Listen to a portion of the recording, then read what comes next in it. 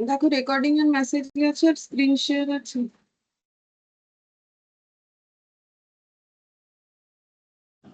है मैम इससे। ठीक है। देखो लास्ट क्लास में हम लोगों ने स्टैटिस्टिक्स का बेसिक जो है वो स्टार्ट किया था, जहां पर हम लोगों ने क्वेश्चन 1 से 16 तक किया था एक्सेप्ट 15 वाला क्वेश्चन। और इधर हम लोगों ने कंप्लीट किया था टाइप ऑफ इंटरव्यू, यहाँ तक कंप्लीट किया था। ठीक है, इसके बाद हम लोग नेक्स्ट लिखना स्टार्ट करेंगे और बाकी एमसीक्यू भी करेंगे।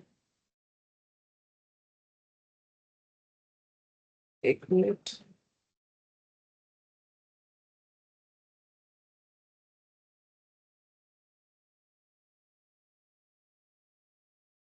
अच्छा, नेक्स्ट हम लोग नेक्स्ट टाइप ऑफ इंटरव्यू जो कि 3-4 तरीके का है, जिसमें हम लोगों ने पहला किया था interview method primary data collection में। ठीक है, इसके इंटरव्यू मेथड में 3 पार्ट्स था, पर्सनल, इनडायरेक्ट और टेलीफोन। अब हम लोग नेक्स्ट लिखेंगे मेल्ड क्वेश्चनेयर मेथड। ठीक है, नेक्स्ट मेथड हो जाएगा meld question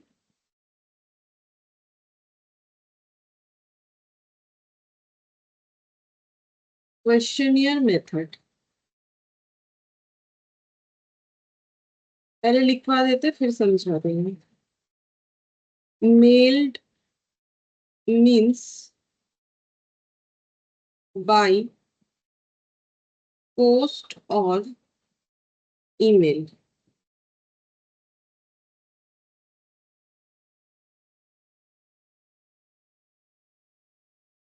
well drafted plus properly sequenced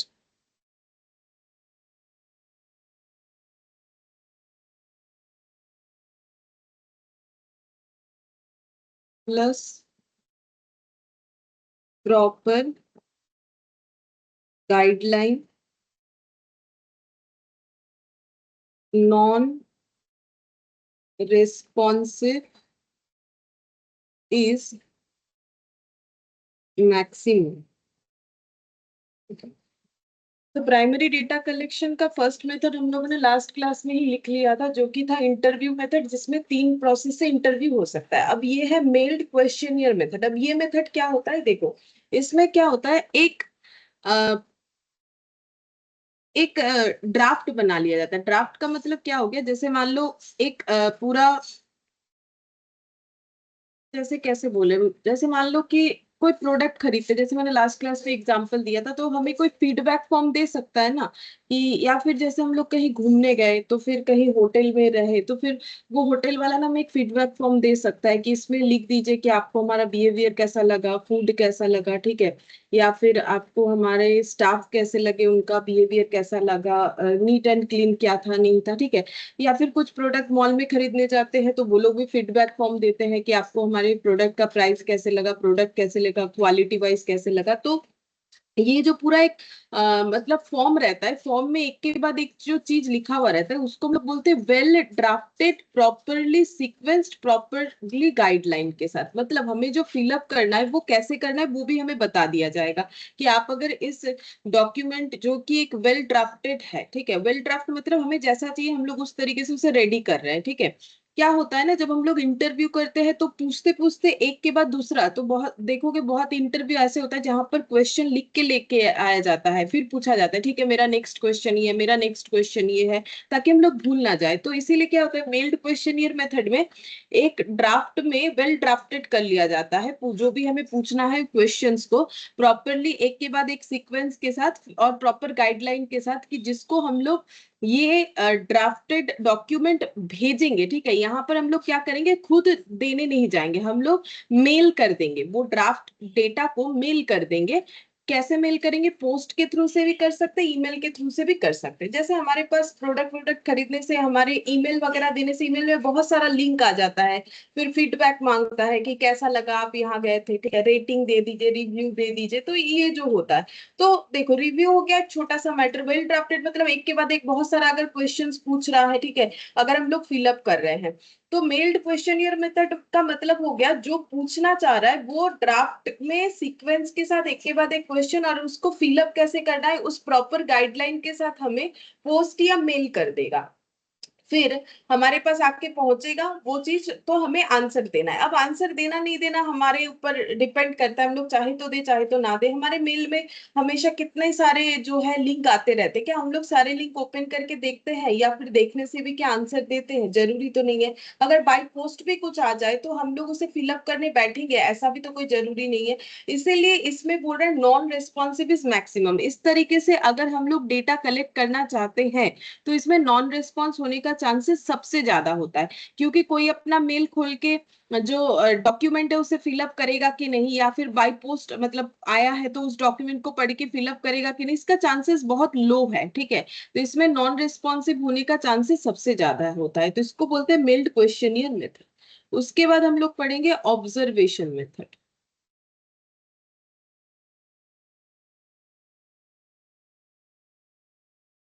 observation method का मतलब हो जाता है data collected by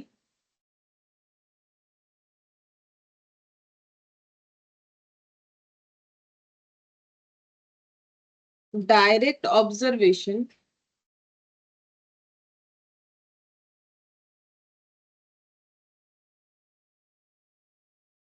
using instrument. Example, height check,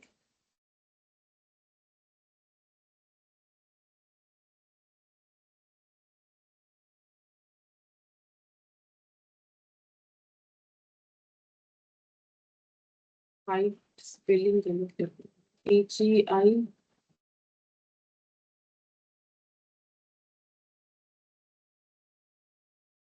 height check, weight check,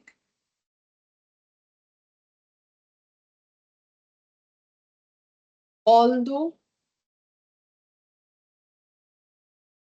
more accurate,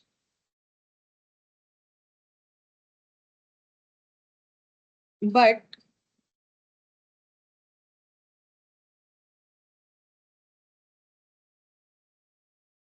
it is time consuming, low coverage,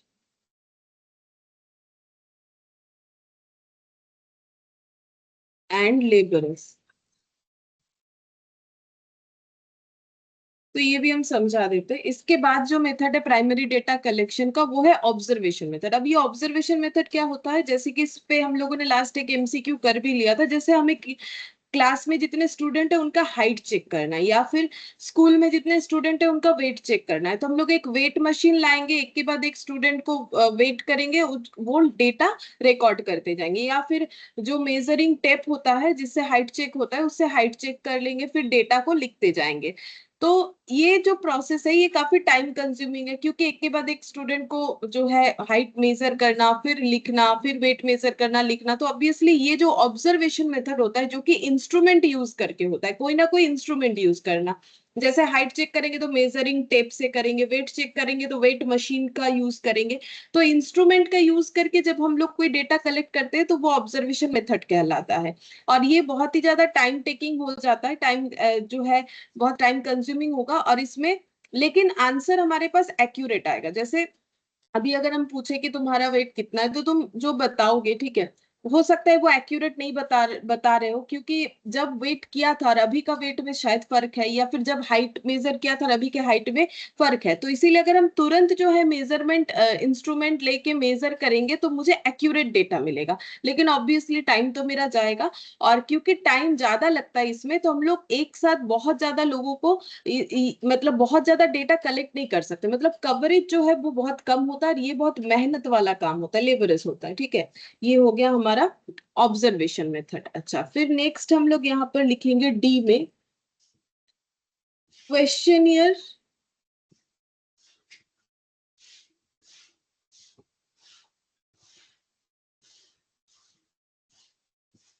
field and send by enumerator.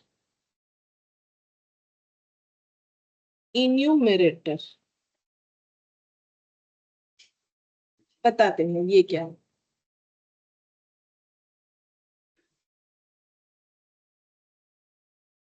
पहला बात है, लिख लेते हैं इन्यूमरेटर का मतलब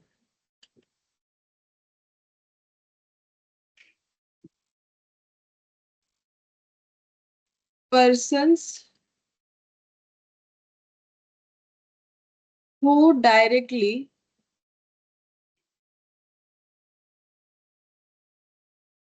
interact with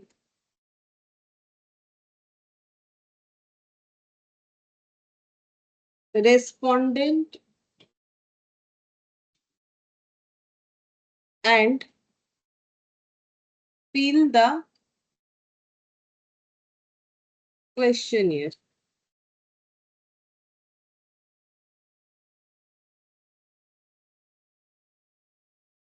Generally used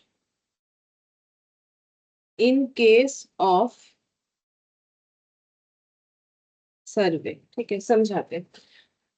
questionnaire field and send by enumerator मतलब क्या है कि जैसे इंटरव्यू मेथड और मेल्ड क्वेश्चनियर मेथड था ना, उसका मिक्स्ड अप है ये वाला। ठीक है, इंटरव्यू मेथड में क्या था, अगर हम लोग पर्सनल इंटरव्यू करते हैं तो हमें जिसका इंटरव्यू करना है उसके पास जाना होता है, उसको क्वेश्चन पूछना होता है, फिर जाके डेटा कलेक्ट होता है, जिसमें कवरेज कम होता है, टाइम टेकिंग होता है। यहाँ पर हम लोगों ने लिखा था ना, पर्सनल इंटरव्यू में एक्यूरेसी अच्छा होता है बट कवरेज लो होता है, नॉन रिस्पॉन्स होने का चांसेस भी लो होता है। लेकिन अगर हम लोग इंटरव्यू इनडायरेक्ट तरीके से करते हैं तो उसमें एक्यूरेसी का चांसेस भी खराब है, कवरेज तो खराब होगा ही, क्योंकि वही तो इंटरव्यू हो रहा है, डायरेक्ट जिसको करना है उसको नहीं करके किसी और के थ्रू से कर रहे हैं, तो कवरेज तो कम इसमें भी होगा।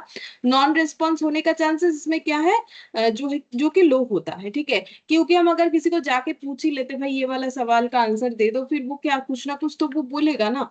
अब टेलीफोन मेथड में क्या होता है, कवरेज अच्छा होता है, नॉन रिस्पॉन्स होने का चांसेस, कवरेज जो है वो हाई होगा और नॉन रिस्पॉन्स का चांसेस भी बहुत ज्यादा हो जाएगा कि लोग फोन उठाए नहीं उठाए, और एक्यूरेसी का चांसेस लो हो जाएगा। अब ये जो इंटरव्यू मेथड में तीन मेथड्स था, उसमें अपना अपना मेरिट्स और डीमेरिट्स था। ठीक है, और मेल्ड क्वेश्चनियर मेथड में डीमेरिट्स क्या था कि क्या पता लोग जो है मेल को ओपन करके आंसर देंगे नहीं देंगे, बाई पोस्ट अगर हम लोग कुछ भेजते हैं तो उसमें उसको फिलअप करके भेजेंगे नहीं भेजेंगे। तो इसीलिए क्या किया गया, दोनों चीजों को मिक्सड अप कर दिया गया। कैसे मिक्सड अप कर दिया गया कि क्वेश्चनियर बना के ले जाएगा कोई इन्यूमरेटर। इन्यूमरेटर का मतलब कौन हो गया, वो वाला person who directly interact with respondent and fill the questionnaire. मतलब इन्यूमरेटर का मतलब हो जाता है वो पर्सन जिससे इंटरव्यू करना है। ठीक है, उसके पास जो पर्सन जाके इंटरव्यू करता है उसे इन्यूमरेटर बोलते हैं, और वो इन्यूमरेटर जो है वो खाली हाथ नहीं जाएगा, एक पूरा क्वेश्चनियर बना के ले जाएगा। क्वेश्चनियर का मतलब हो गया properly sequence, well drafted, proper guideline के साथ बना हुआ एक डॉक्यूमेंट, जहां पर मुझे जो भी सवाल करना है वो लिखा हुआ रहेगा। जैसे सेंसस के केस में होता है कि जब जनगणना होता है तो घर घर जाके जो है फॉर्म लेके जाते, पूछ लेते कितने लोग हैं, कितने बड़े कितने छोटे, कितने एज के साथ है, क्या है, मेल है फीमेल है, कितने एडुकेटेड है क्या है। तो पूरा एक फॉर्म बना हुआ रहता है, तो उसमें टिक टिक कर देते हैं, जहां लिखना होता है लिख देते हैं। ठीक है, राइट क्रॉस इस तरीके से फॉर्म फिलअप हो जाता है। तो वो क्या है, वो क्वेश्चनियर बना हुआ है और पूछने एक जन को भेज दिया गया। ठीक है, तो इंटरव्यू मेथड और क्वेश्चनियर मेथड का मिक्सड हो गया, क्योंकि अगर हम लोग सिर्फ उन्हें फॉर्म दे देंगे तो क्या पता वो फिलअप करे या ना करे। ठीक है, इसीलिए, और अगर हम लोग सिर्फ इंटरव्यू करने जाएंगे तो पूछने कुछ और जा रहे हैं, शायद कुछ और पूछ के आ जाए या फिर भूल जाए, तो इसीलिए लिख के ले जाना बेटर होता है। तो जब लिख के सीक्वेंस में ले जाएंगे तो वही क्वेश्चनियर होता है। मतलब हम लोग एक पर्सन को भेज देंगे कि जाके जिनसे पूछना है उनसे पूछो और यही सब बात पूछो जो यहाँ लिखा हुआ है, और उसमें वो रिकॉर्ड कर लो। तो वही है इन्यूमरेटर्स का मतलब, persons who directly interact with respondent and fill the questionnaire, ठीक है। फिर generally used in case of survey, तो कुछ सर्वे वर्वे करने से इस तरीके का जो है मतलब मेथड लिया जाता है। तो ये इंटरव्यू मेथड और मेल्ड क्वेश्चनियर मेथड का मिक्सड अप है। मेल्ड क्वेश्चनियर में सिर्फ मेल करके क्वेश्चन जो है मतलब जो क्वेश्चनियर है वो भेज दिया जाता है, बट यहाँ पर क्या होगा, क्वेश्चनियर बना के खुद जाना है पूछने के लिए, ठीक है। तो जो पूछने जाते हैं उन्हें इन्यूमरेटर बोलते हैं। तो फिर वो इंटरव्यू की तरह हो गया, तो दोनों का मिक्सड अप है, इसमें रेस्पॉन्स होने का चांसेस अच्छा होता है। फिर नेक्स्ट हम लोग, ये प्राइमरी डेटा कलेक्शन हम लोग का कंप्लीट हुआ, इसके बाद हम लोग पढ़ेंगे collection of secondary data. Secondary data कैसे कलेक्ट होता है? तो सेकेंडरी डेटा मतलब पहले से कलेक्ट किया गया डेटा को जब हम लोग रिकलेक्ट करते हैं, वो उसको बोलते हैं सेकेंडरी कलेक्शन। अब हमारे पास सोर्सेस क्या है सेकेंडरी कलेक्शन का, वो हम लिखवा देते हैं। ये कुछ याद नहीं करना है, मतलब मैंने देखो मुखोश तो करता हूँ जस्ट एक तो देख ली यहाँ पे। तो देखो इंटरनेशनल सोर्सेस क्या है,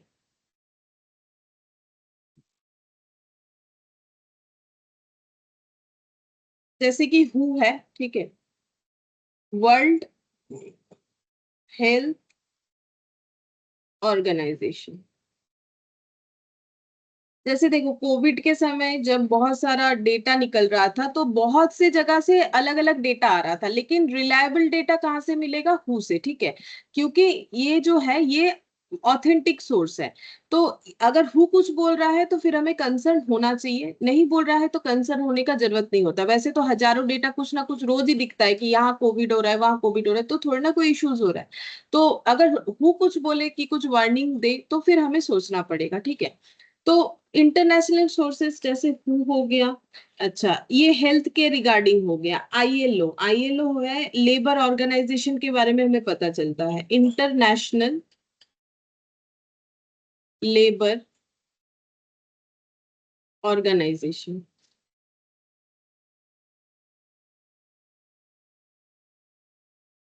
ठीक है, जैसे लेबर को क्या मतलब, लेबर रिलेटेड कुछ भी अगर हमें पता करना है तो उसका इंटरनेशनल सोर्स है आईएलओ, ठीक है। तो थोड़ा थोड़ा नाम याद रखना है, अगर एमसीक्यू में दे दे। आईएमएफ, आईएमएफ है इंटरनेशनल मॉनिटरी फंड।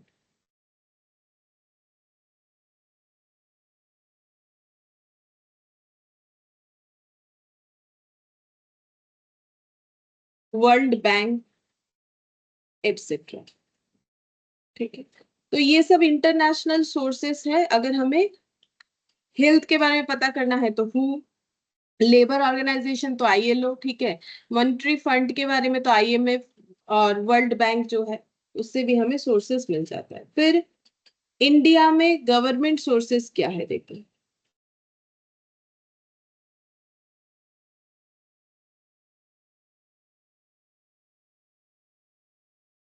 एक है सीएसओ, ठीक है। सीएसओ का मतलब हो गया सेंट्रल स्टैटिस्टिक्स ऑफिस।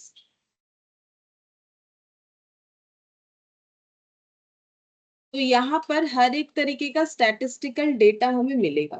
फिर उसके बाद है एनएसएसओ, यहाँ से भी हमें डेटा मिलेगा। ये है national sample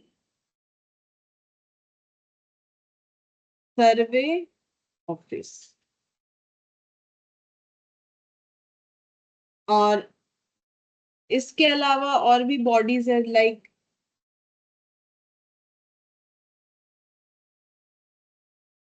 RBI, reserve bank of India, ठीक है। तो बैंक के बारे में अगर पता करना है तो RBI. SEBI, security exchange board of India, ठीक है। तो ये कंपनियों के बारे में बता देगा।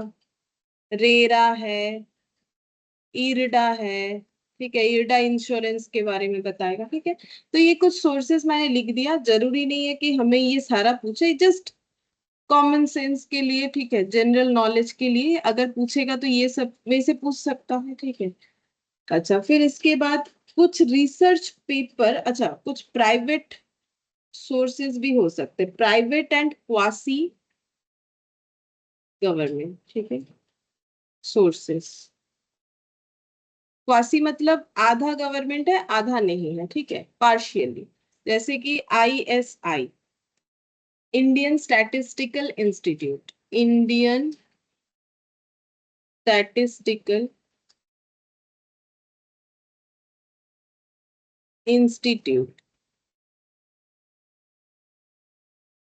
ICAR, Indian council of agriculture,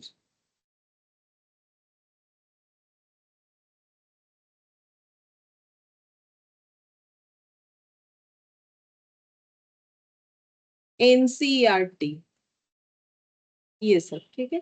और एक लास्ट पॉइंट इस पे लिखेंगे 4th नंबर पे, रिसर्च पेपर।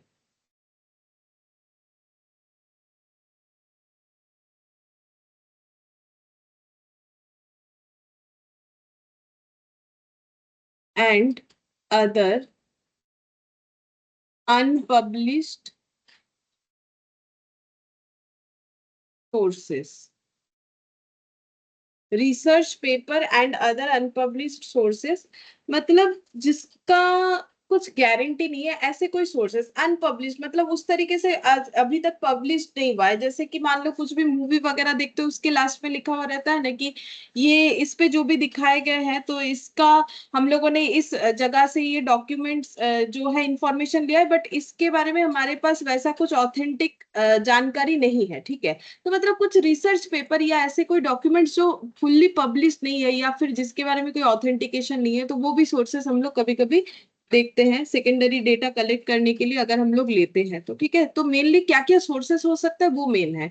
एक तो हमारा international sources, government sources, quasi government मतलब प्राइवेट फुल्ली या फिर आधा गवर्नमेंट आधा जो है प्राइवेट यानी क्वासी गवर्नमेंट, और कुछ ऐसे अनपब्लिश्ड डॉक्यूमेंट या रिसर्च पेपर्स, ठीक है। ये सेकेंडरी डेटा कलेक्शन में हमें जो है सेकेंडरी डेटा कलेक्शन हम लोग इस तरीके से कर सकते हैं। अच्छा, तो अब यहाँ पर लास्ट क्लास में एक 15th नंबर क्वेश्चन देखो बाकी था, तो एक तो एमसीक्यूज पे देख लेते, 15 बाकी था, 1 से 16 हो गया था। तो 15th नंबर में बोला है the best method to collect data in case of natural calamity. ये वाला तो अच्छा, ये वाला आंसर शायद हम ওটা लोगों ने হয়ে গেছে। कर लिया। हाँ, এটা হয়ে গেছিল, তাহলে কোনটা বাকি রয়েছে? এটা হয়ে গেছিল, আমরা করে নিয়েছিলাম, 16 পর্যন্ত হয়ে গেছিল। अच्छा ठीक है, ये वाला देखो, which method of data collection covers the widest area, सबसे ज्यादा कवरेज कौन देता है? ये भी हो गया था शायद, टेलीफोन, मेल्ड না या এটা डायरेक्ट इन? মেল এটা হবে ম্যাম, মেল মেল। হ্যাঁ। ए হবে তাই তো, टेलीफोन। না ম্যাম বি হবে। मेल्ड क्वेश्चनियर, हाँ तो आज हम लोगों ने मेल्ड क्वेश्चनियर भी पढ़ा ना। হ্যাঁ ठीक है, तो फिर बताओ कौन सा होगा, कंफर्म करो।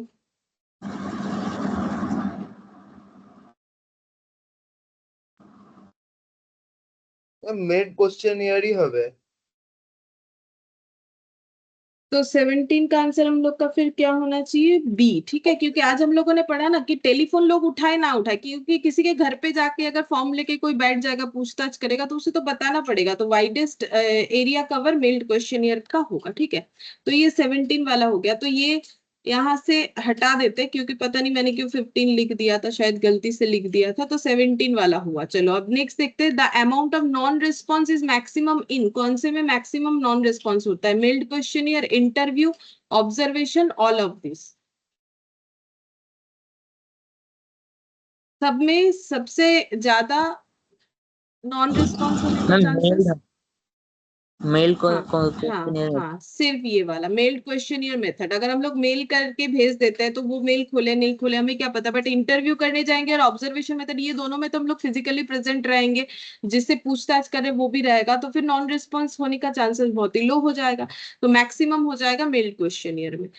अच्छा, फिर बोला है ये देखो, some important sources of secondary data, secondary data का इंपॉर्टेंट सोर्सेस, जैसे बोला है international and government sources, international and primary sources, private and primary, government sources. तो कौन सा आंसर सही लग रहा है? अभी अभी पढ़ाया गवर्नमेंट सोर्सेस। कौन सा, ए या डी, कौन सा बोल रहे हैं? Option D. ऑप्शन मैम ए ए হবে। होगा। ए होगा। देखो ये वाला सही है, बट ये तो और भी सही है ना, मतलब इसमें तो ये भी जुड़ गया है। हम लोगों ने ये दोनों ऐसा कुछ नहीं पढ़ा है कि प्राइवेट प्राइमरी, प्राइमरी इंटरनेशनल, इस तरीके का कोई सेकेंडरी डेटा सोर्सेज नहीं होता है। हमारा होता है इंटरनेशनल, और जो है नेशनल होता है। इंटरनेशनल ये देखो ना, अभी अभी लिखा हम लोग, ठीक है। प्राइवेट होता है, क्वासी गवर्नमेंट होता है, government sources in India, international ये सब होता है। तो हमारा आंसर होगा international and government sources. D भी सही है, बट उससे ज्यादा सही 19 है, क्योंकि 19 वाला तो वो ए भी तो, सॉरी 19 का ए भी तो सही बोल रहा है, डी भी सही बोल रहा है, तो ये वाला तो ऑलरेडी यहाँ लिखा हुआ है, ये भी सही है, तो फिर हमें आंसर ए देना चाहिए। अच्छा, अब इसके बाद फिर से हमें पढ़ना पड़ेगा, तभी हो पाएगा, ठीक है। 20 से लेके तभी हम लोग कर पाएंगे, जब हम लोग फिर इसके बाद दूसरा कंसेप्ट स्टार्ट करेंगे। तो चलिए इसके बाद फिर से पढ़ते हैं, स्क्रूटिनी ऑफ डेटा।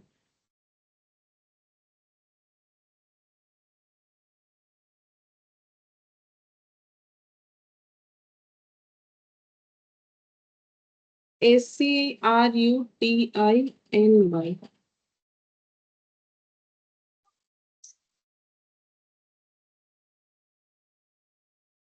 स्क्रूटिनी का मतलब होता है चेक करना, ठीक है। तो यहाँ पर पहले लिखो फिर बता दो।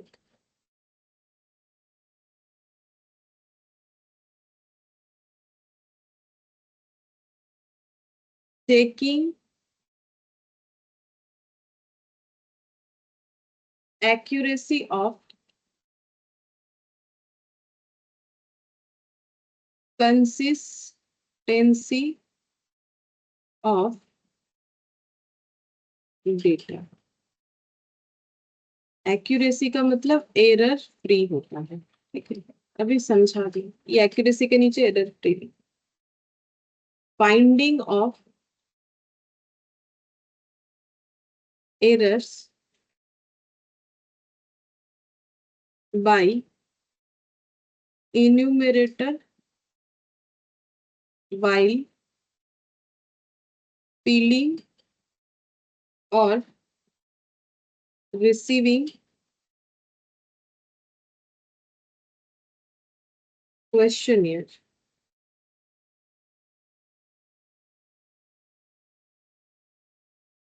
internal consistency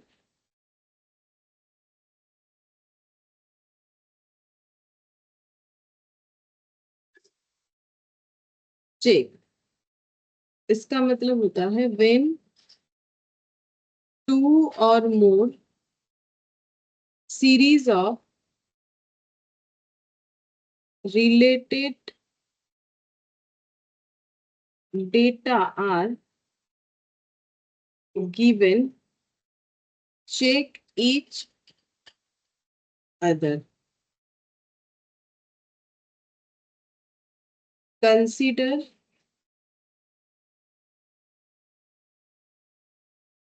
enumerators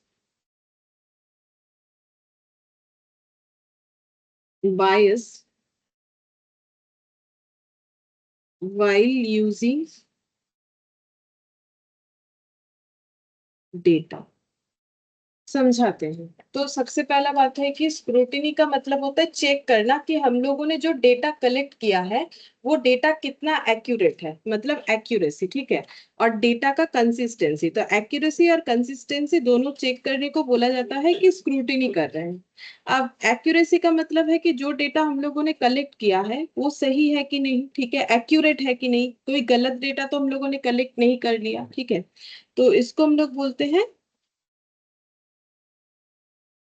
accuracy. जैसे कि देखो एक एग्जांपल देते हैं, जैसे मान लो कि ये पर्सन है रेस्पोंडेंट, ठीक है। रेस्पोंडेंट का मतलब है जिससे सवाल किया जा रहा है, ठीक है।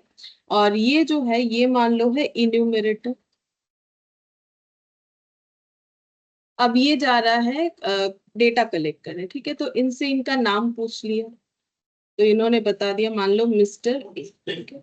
अब पूछा मोबाइल नंबर, ठीक है। तो इन्होंने मोबाइल नंबर मान लो ऐसे बता दिया 8457, हम ऐसे ही रैंडमली लिख रहे हैं, ठीक है। 231 1 2 3 4 5 6 7, और ये एक जीरो दे दिया। तो देखो कितना डिजिट है, 1 2 3 4 5 6 7 8 डिजिट है, लेकिन 8 डिजिट का तो मोबाइल नंबर नहीं होता है ना। 10 डिजिट का होना चाहिए। तो इसका मतलब जब ये ऐसा मोबाइल नंबर दे तो ये इन्यूमरेटर को ऐसा नहीं कि लिख के लेके आ जाना चाहिए फॉर्म में, उससे उसको भी अपना दिमाग चलाना पड़ेगा। जैसे जो पूछताछ करने जा रहा है, जो खबर मतलब जो इंटरव्यू करने जा रहा है, उसके दिमाग में तो चलना चाहिए कि भाई 8 डिजिट का तो मोबाइल नंबर होता नहीं है, तो फिर ये गलत दे रहा होगा। तो अगर हम ये लिख के लेके चले जाएंगे तो फिर मेरा एरर कलेक्शन हो जाएगा डेटा। तो कलेक्ट करते वक्त इनको भी दिमाग चलाना पड़ेगा, ठीक है। या फिर मान लो इन्होंने अपना डेट ऑफ बर्थ दे दिया है एग्जाम्पल के तौर पे, जैसे मान लो 3 अक्टूबर मान लो 1990 दिया, ठीक है। अब अगर एज बता रहे तो मान लो एज बता रहे 50, ठीक है। वो तो पॉसिबल नहीं है, 2025 में अगर किसी का 1990 में जो है डेट ऑफ बर्थ है तो एज 50 कैसे होगा, ठीक है। तो वो भी समझना है। तो मतलब ये जो डेटा है, ये डेटा क्या है, ये रिलेटेड है। रिलेटेड का मतलब इसके ऊपर डिपेंड कर रहा है कि ये कितना होगा, इसको बोलते हैं रिलेटेड डेटा। तो ये जो रिलेटेड डेटा है, ये अगर मैच नहीं हो रहा है तो बोलेंगे कंसिस्टेंट नहीं है, ठीक है। तो ये दोनों चीजों का मतलब मैंने समझाने का कोशिश किया कि एक्यूरेसी का मतलब सही डेटा कलेक्ट करना, कंसिस्टेंसी का मतलब जब दो रिलेटेड डेटा है, रिलेटेड मतलब एक के ऊपर एक डेटा डिपेंड कर रहा है, डेट ऑफ बर्थ पे डिपेंड कर रहा है कि एज कितना होगा, तो ये हम लोग सही कलेक्ट कर रहे हैं कि नहीं, ये सारी चीजों को चेक करने को बोला जाता है स्क्रूटिनी करना। तो checking accuracy of consistency of data, accuracy and consistency of data लिखो, ये वाला accuracy and consistency of data।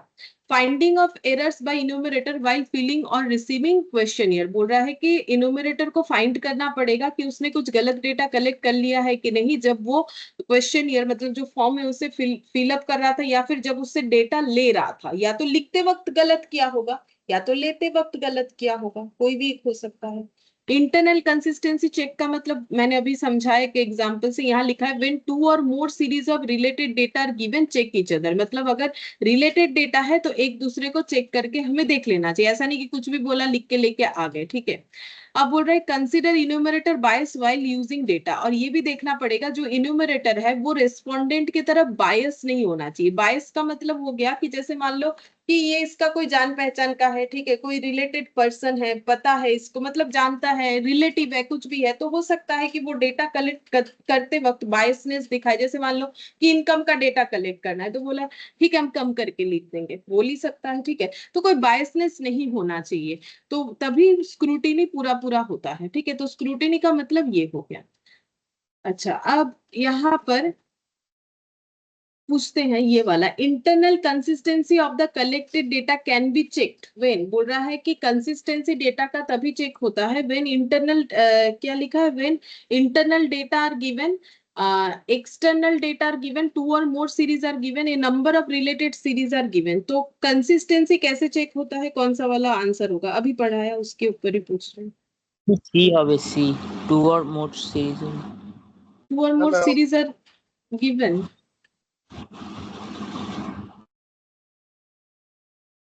ठीक है, बट लैंग्वेज एक बार पढ़ो। टू और more series of related data are given, है ना। तो यहाँ पर ये वाला देखो, ये दो तो नहीं होगा, मुझे भी समझ में आ रहा है, तुम लोग को भी समझ में आ गया। अब ये दोनों में से सबसे परफेक्टली कौन सा लिखा हुआ है, वही होना चाहिए। रिलेटेड सीरीज के A number of num a हाँ, a number of number of related series are given, हाँ ये वाला given. होगा डी, ठीक है। तो टू और मोर का मतलब ये नंबर ऑफ भी हम लोग बोल सकते हैं ना, तो व्हेन टू और मोर नंबर ऑफ सीरीज, ऐसे लिख लो, टू और more number of series of related data are given, ठीक है। तो ये हम लोग का आंसर डी होना चाहिए। The accuracy and consistency of data can be verified bye, बोल रहा है एक्यूरेसी और कंसिस्टेंसी हम लोग कैसे करके वेरीफाई कर सकते हैं, इंटरनल चेकिंग के थ्रू से, एक्सटर्नल चेकिंग के थ्रू से, स्क्रूटिनी के थ्रू से, both A and B. Scrutiny के थ्रू से। हाँ, तो वही तो अभी हम लोगों ने जो पढ़ा, स्क्रूटनी का डेफिनेशन ही तो वही है ना। तो आंसर सी हो जाएगा।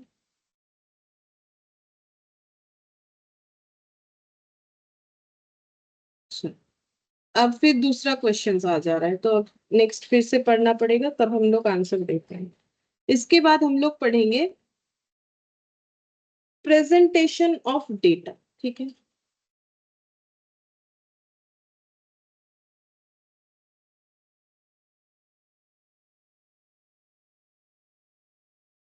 तो देखो हम लोगों ने जब स्टार्ट किया था तब मैंने पहले ही बताया था कि हम लोग स्टैटिस्टिक्स को यहाँ पर जो है सिंगुलर फॉर्म से पढ़ने वाले, यानी scientific method that is used for collecting. तो कलेक्शन हम लोगों ने पढ़ लिया, कैसे डेटा कलेक्ट होता है, प्राइमरी सेकेंडरी, ठीक है। अब हम लोग प्रेजेंटेशन ऑफ डेटा पढ़ रहे हैं, क्योंकि एनालिसिस बाकी हर एक चैप्टर में होगा। तो अब हम लोग पढ़ेंगे प्रेजेंटेशन ऑफ डेटा, ठीक है। तो प्रेजेंटेशन ऑफ डेटा तो कैसे हो जाएगा, देखो, जब डेटा प्रेजेंट किया जाता है तो सबसे पहले देखो डेटा को कलेक्ट किया जाएगा। तो देखो यहाँ पर लिखते हैं, पहले रॉ डेटा क्या किया जाता है, रॉ डेटा कलेक्ट किया जाता है, ठीक है। फिर उस डेटा को नीट एंड क्लीन किया जाता है। नीट एंड क्लीन मतलब उसे जो है छांट के ठीक ठाक कर दिया जाता है, अननेसेसरी चीजों को हटा दिया जाता है, उसे कंडेंस्ड किया जाता है और क्लासिफाइड किया जाता है, ठीक है। अगर बहुत ज्यादा है तो उसे कम कर दिया जाता है, मतलब जैसे लोगों को समझ में आए, ठीक है। तभी तो प्रेजेंटेशन किस बात का, किसी को समझ में आए इस बात का, ठीक है। तो रॉ डेटा कलेक्ट होता है, फिर उसे नीट एंड क्लीन किया जाता है, कंडेंस्ड किया जाता है, क्लासिफाई किया जाता है, फिर उसको एनालिसिस किया जाता है और उससे कंक्लूजन आता है, कंक्लूजन। तो ये जो कंक्लूजन निकालते हैं तो उसे भी हम लोग क्या करते हैं, प्रेजेंट करते हैं, कि कंक्लूजन को प्रेजेंटेशन के थ्रू से बताएंगे। और डेटा को जब नीट एंड क्लीन और कंडेंस्ड और क्लासिफाई करते हैं तब भी हम लोग डेटा को क्या करते हैं, प्रेजेंट करते हैं, ठीक है। तो ये जो प्रेजेंटेशन है, इस स्टेज में प्रेजेंटेशन बिफोर एनालिसिस है एक, और प्रेजेंटेशन आफ्टर एनालिसिस, ठीक है। दो तरीके का प्रेजेंटेशन होता है, presentation before analysis, presentation after analysis. मतलब जो डेटा कलेक्ट किया, जब उसको हम लोग धीरे धीरे क्लासिफाई करते हैं। क्लासिफाई करने का मतलब जैसे मान लो कि हमें किसी एक ऑर्गेनाइजेशन का प्रॉफिट दे दिया, अब वो ऑर्गेनाइजेशन हमारे देश में अलग अलग स्टेट में काम करता है, ठीक है। तो हमें बोला गया कि स्टेट वाइज उनका क्या प्रॉफिट हुआ है उसको क्लासिफाई करो, ठीक है, ये हो सकता है। तो वही होता है कि डेटा को जब हम लोग नीट एंड क्लीन, कंडेंस्ड और क्लासिफाइड कर लेते हैं डेटा कलेक्ट होने के तुरंत बाद, तो वो भी एक प्रेजेंटेशन कहलाता है, लेकिन वो होता है एनालिसिस के पहले का प्रेजेंटेशन। फिर जो डेटा हमारा एक बार प्रेजेंटेशन मिल गया उसको, उसके बाद उसके हिसाब से एनालिसिस करके जब हम लोग कंक्लूजन निकालते हैं तो उसे हम लोग बोलते हैं प्रेजेंटेशन आफ्टर एनालिसिस, ठीक है। ये हो जाता है। जैसे कि हम यहाँ पर बताते हैं, जैसे मान लो कंपनी का रेवेन्यू फाइल है, ठीक है। एक कोई भी एक कंपनी है, तो उसका मान लो यहाँ पर डेट दे दिया है 5/1/23, ठीक है। जिसको बेचा गया है एबीसी एंड कंपनी, क्या प्रोडक्ट बेचा गया है, मान लो प्रोडक्ट बेचा गया है पी, ठीक है। कितना यूनिट बेचा गया है, मान लो 10 यूनिट बेचा गया, एट द रेट ऑफ 150 करके बेचा गया है, तो 1500 हो गया। और ये स्टेट मान लो हो गया वेस्ट बंगाल, ठीक है। तो ये देखो, ये जो हो गया ना, तो ये क्या है, ये प्रेजेंटेशन कर रहे हैं जो डेटा हम लोगों ने कलेक्ट किया। तो हम लोगों ने क्या डेटा कलेक्ट किया है कि कौन सा प्रोडक्ट बेच के क्या रहा, तो ये हो गया हमारा एक तरीके का प्रेजेंटेशन। अब ये जो हम लोगों ने प्रेजेंटेशन किया, नीट एंड क्लीन और कंडेंस्ड क्लासिफाइड कर लिया, अब इसको जब हम लोग एनालिसिस करेंगे कि कौन से स्टेट में सबसे ज्यादा बेचा, कहाँ कम बेचा, तो वो होता है एनालिसिस। फिर उससे कंक्लूजन निकालेंगे कि कहाँ ज्यादा बिका, कहाँ कम बिका, तो वो होता है प्रेजेंटेशन आफ्टर एनालिसिस, ठीक है। तो प्रेजेंटेशन बिफोर एनालिसिस और प्रेजेंटेशन आफ्टर एनालिसिस दोनों होता है। तो यहाँ पर ये जो बिफोर एनालिसिस है, ठीक है, ये वाला एक बार लिखवा देते हैं। ये तो जस्ट मैंने एक लाइन देके समझा दिया, तो यहाँ पर लिखते हैं क्लासिफिकेशन और organisation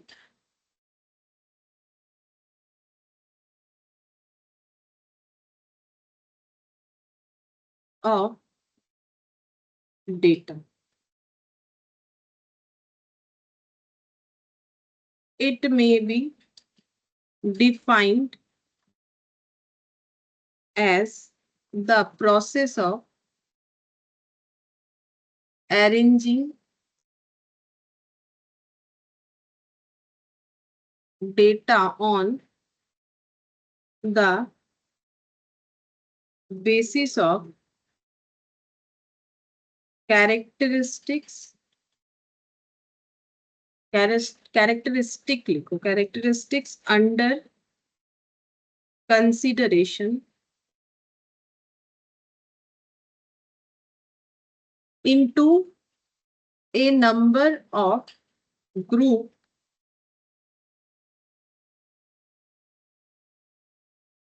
or classes according to similarities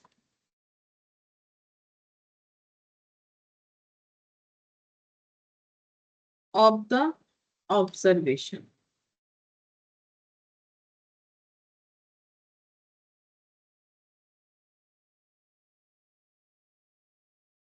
Objective,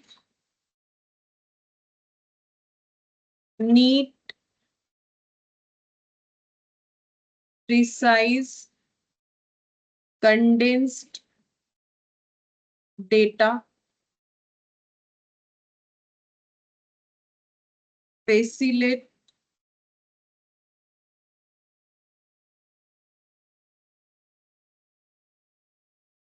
comparison, statistical analysis. समझाते हैं ये क्या लिखा है, ये अभी जो मैंने ऊपर समझाया ना वही लिखा है, ये वाला प्रेजेंटेशन बिफोर एनालिसिस बता रहे हैं। तो प्रेजेंटेशन बिफोर एनालिसिस में हम लोग क्या करते हैं, बेसिकली क्लासिफिकेशन करते हैं या फिर डेटा को ऑर्गेनाइज करते हैं। तो ये क्या है, it may be defined as the process of arranging data on the basis of characteristics. जैसे कि अगर बोला है स्टेट वाइज, तो स्टेट वाइज हम लोग प्रॉफिट को रिकॉर्ड करेंगे। बोलेगा डेट वाइज तो डेट वाइज करेंगे, बोलेगा प्रोडक्ट वाइज, बोलेगा कस्टमर वाइज, जैसा बोलेगा, ठीक है। तो वही हो गया कि ऑर्गेनाइज करना है डेटा को या अरेंज करना on the basis of characteristics under consideration into a number of group or classes. तो हम लोग उसे ग्रुप या क्लासेस में जो है मतलब अरेंज करेंगे according to similarities of the observations. तो ये करने का ऑब्जेक्टिव क्या है, ताकि हमारा डेटा जो है वो नीट, क्लीन और प्रिसाइज बने, कंडेंस्ड बने, कंपैरिजन करना आसान हो और स्टैटिस्टिकल एनालिसिस करना आसान हो। तो ये होता है प्रेजेंटेशन बिफोर एनालिसिस। ठीक है, प्रेजेंटेशन बिफोर एनालिसिस हम लोग क्यों करते हैं। ठीक है, अच्छा अब नेक्स्ट हम लोग लिखेंगे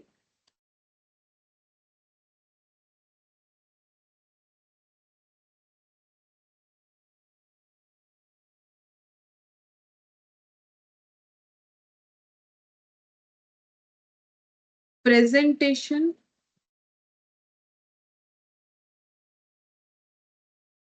ऑफ डेटा।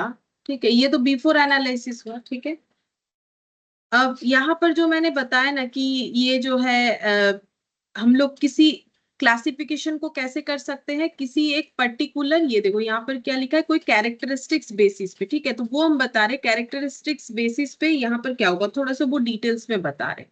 तो classification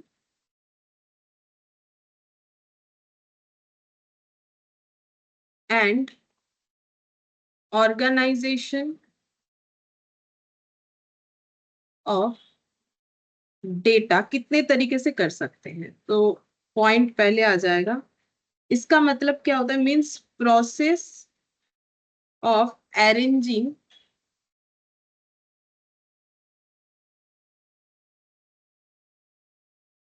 database on some logic. ठीक है, process of arranging database on some logic, किसी ना किसी लॉजिक से हम लोग डेटाबेस को अरेंज करते हैं। ठीक है, तो वो क्या क्या लॉजिक हो सकता है वो बता रहे। तो एक हो सकता है क्रोनोलॉजिकल,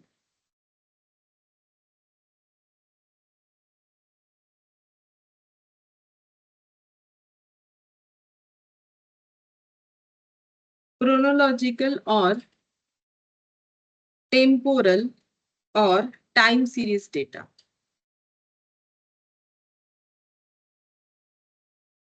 देखो जैसे क्रोनोलॉजिकल मतलब तुम लोग अकाउंट्स में पढ़े होगे, क्रोनोलॉजिकल मतलब जिस तरीके से हम लोग जर्नल एंट्री को रिकॉर्ड करते हैं, मतलब समय के साथ साथ, ठीक है, कि 1 तारीख, फिर उसके बाद 7 तारीख आएगा, अगर 7 तारीख है 5 हुआ तो उसके पहले 5 आ जाएगा, तो क्रोनोलॉजिकल ऑर्डर, ठीक है, मतलब डेट वाइज होता है। तो हम लोग अपने डेटा को डेट वाइज अरेंज कर सकते हैं अगर बोला जाए। टेम्पोरल मतलब टाइम वाइज कर सकते हैं, जैसे ईयर वाइज हो गया, मंथ वाइज हो गया, ठीक है। तो ये हो जाएगा, जैसे एग्जाम्पल के तौर पे अगर हम लिखे तो प्रॉफिट ईयर ऑन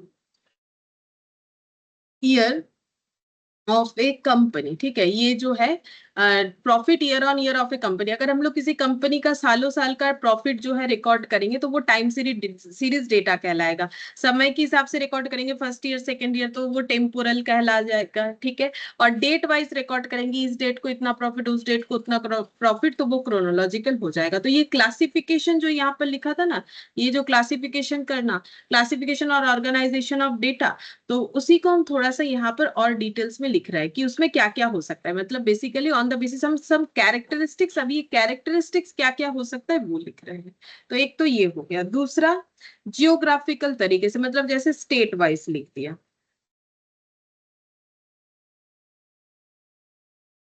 या फिर इसे बोलते हैं स्पैचियल, ठीक है, SPATIAL, ये भी बोलते हैं। जैसे कि एग्जाम्पल के तौर पे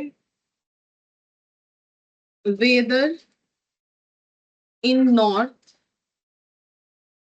एंड,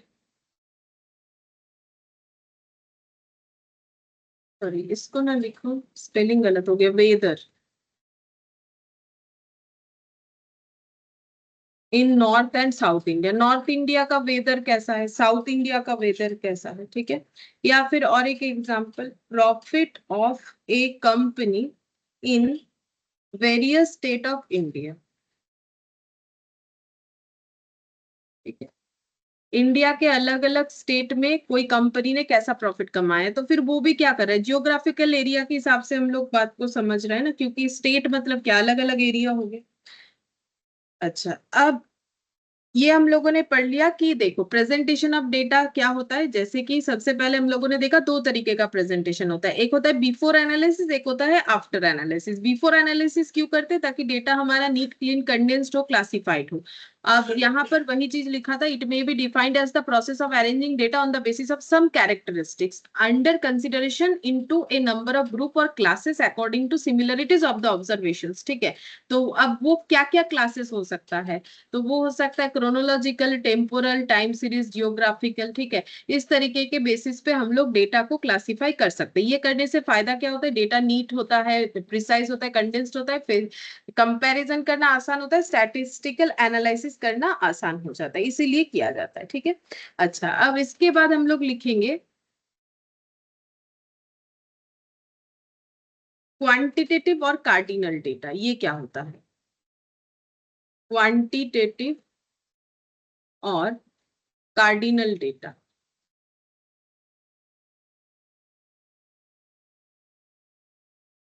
ठीक है। क्वांटिटेटिव और कार्डिनल डेटा का मतलब होता है, ऐसे लिखेंगे,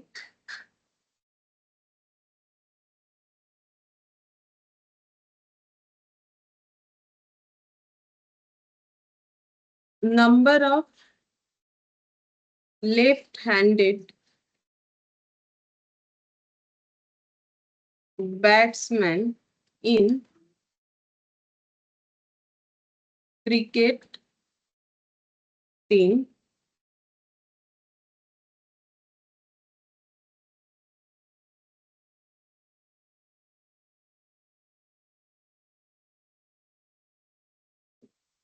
कमिंग वर्ल्ड कप में कितने लेफ्ट हैंडेड बैट्समैन खेलने वाले हैं, तो वो हमारा कार्डिनल डेटा हो गया, ठीक है। इसके अलावा भी एक एग्जांपल देते हैं कार्डिनल डेटा का। जैसे कि देखो हमारे पास ऐसा डेटा है, 28 7 15 12 14 19 8 2 3 9 7 10 और 15, ठीक है। अब इसको अगर हम लोग स्टैटिस्टिकल तरीके से, मतलब बेसिकली इसका अगर हम लोग एक टेबल बनाए तो ये ऐसे बन सकता है, देखो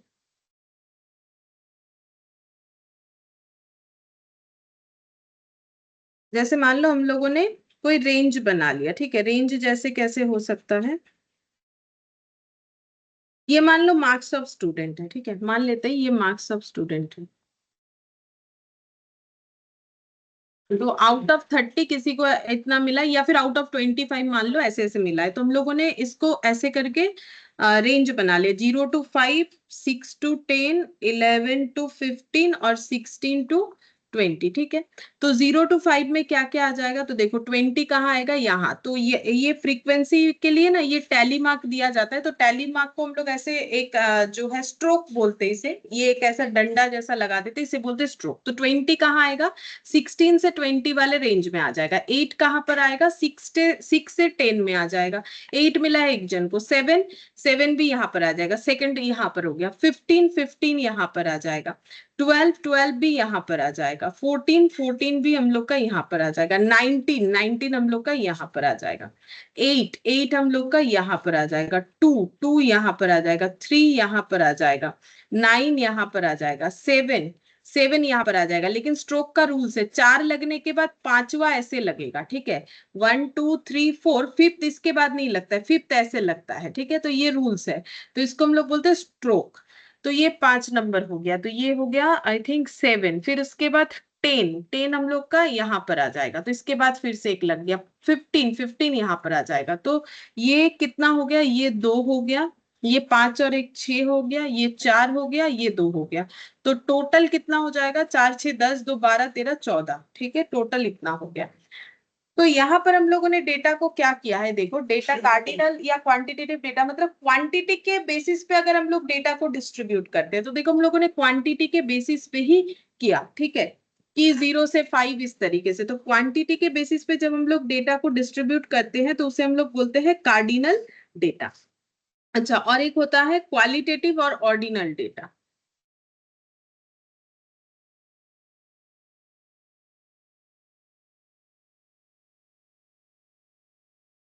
जब हम लोग डेटा को क्लासिफाई करेंगे कैरेक्टरिस्टिक्स या फिर जो है क्वालिटी के बेसिस पे, तो हम लोग उसे बोलते हैं ऑर्डिनल डेटा, ठीक है। ऑर्डिनल या फिर क्वालिटेटिव डेटा।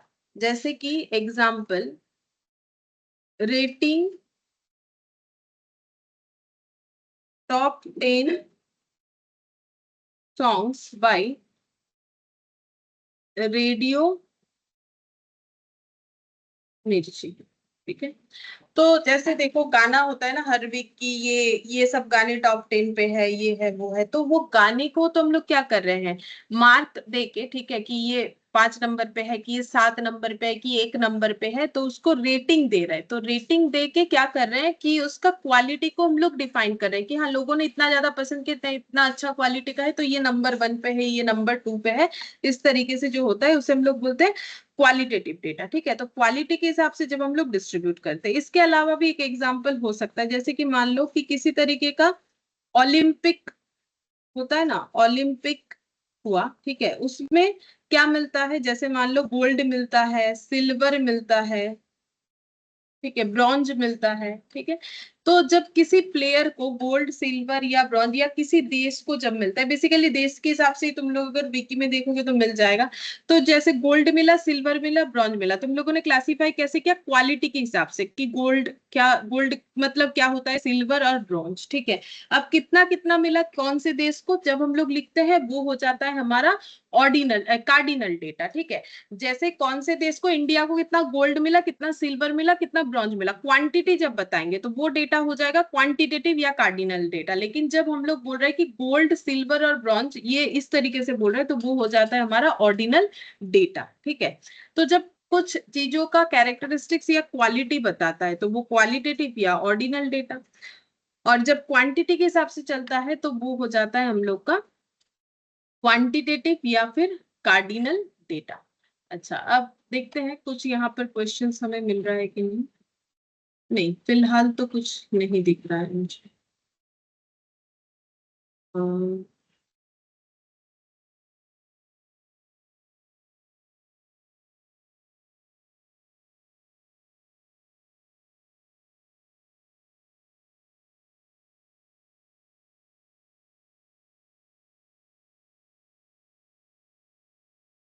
ये बता सकते हो, ये दो 44 और 45। ठीक है, चलो अब इतने पीछे क्यों आए, बाद में ही पूछ लेंगे। ये दो हम लोग बता सकते हैं, लेकिन अभी तक हम लोगों ने जो पढ़ा उस पे कुछ क्वेश्चन दिख नहीं रहा है। ठीक है, हम लोगों ने 21 तक, 22 से हमें करना पड़ेगा। ठीक है, तो अभी तक जो पढ़ा उस पे तो कुछ क्वेश्चन दिखा नहीं। चलो अब नेक्स्ट हम लोग क्या पढ़ना पड़ेगा हमें। अब हम लोग पढ़ेंगे मोड ऑफ प्रेजेंटेशन, कि कैसे, किस चीज के थ्रू से हम लोग प्रेजेंटेशन करें। ठीक है, मीडियम क्या होगा हम लोग का प्रेजेंटेशन करने का, तो मोड ऑफ प्रेजेंटेशन।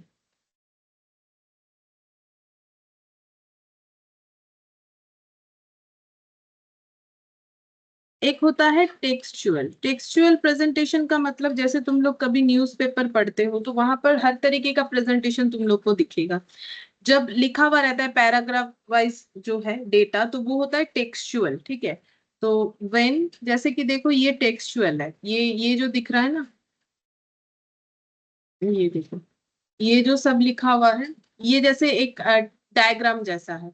ये क्या है, ये पूरा टेक्सचुअल प्रेजेंटेशन है। ठीक है, टेक्स्ट लिखा हुआ है, तो व्हेन टेक्स्ट इज यूज्ड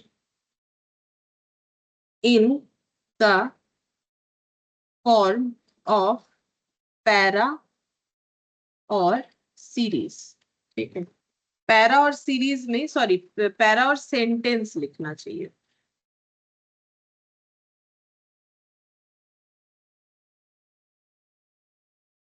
जैसे कि एग्जाम्पल के तौर पे, अगर हम ऐसा एक पैरा लिख रहे हैं छोटा सा, ठीक है, ज्यादा कुछ नहीं, height of A B and C is 160 centimetre, 165 centimetre and 175 centimetre respectively. okay. तो ये हो गया मेरा टेक्सचुअल प्रेजेंटेशन। अब एक होता है टैब्यूलर और टैब्यूलेशन, मतलब टेबल फॉर्म में प्रेजेंटेशन। ठीक है, तो टेबल फॉर्म में प्रेजेंटेशन को हम लोग बोलेंगे टैब्यूलर प्रेजेंटेशन। तो उसमें ये लिखना है कि data show in the form of table, in the form of table. जैसे ये जो है, ये जो हाइट वाला, इसी को, इसी का एग्जांपल हम दे देते हैं। ठीक है, तो यहाँ पर लिख दिया नेम, यहाँ पर लिख दिया हाइट।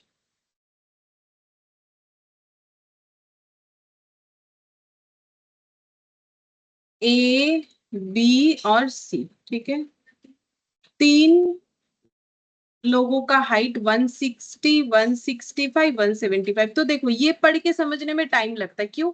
हम लोग एक बार पढ़ेंगे height of A B and C 160, 165, 175, फिर हमें कंफ्यूजन हो जाता है, फिर 160 किसका है, फिर से पढ़ते हैं, अच्छा ये ए का है तो इसका मतलब ये बी का है, इसका मतलब ये सी का है।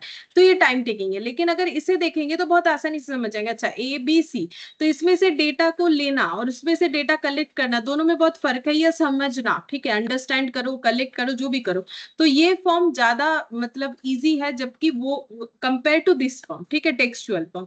तो इसीलिए टैबुलर फॉर्म बहुत ही ज्यादा पॉपुलर है।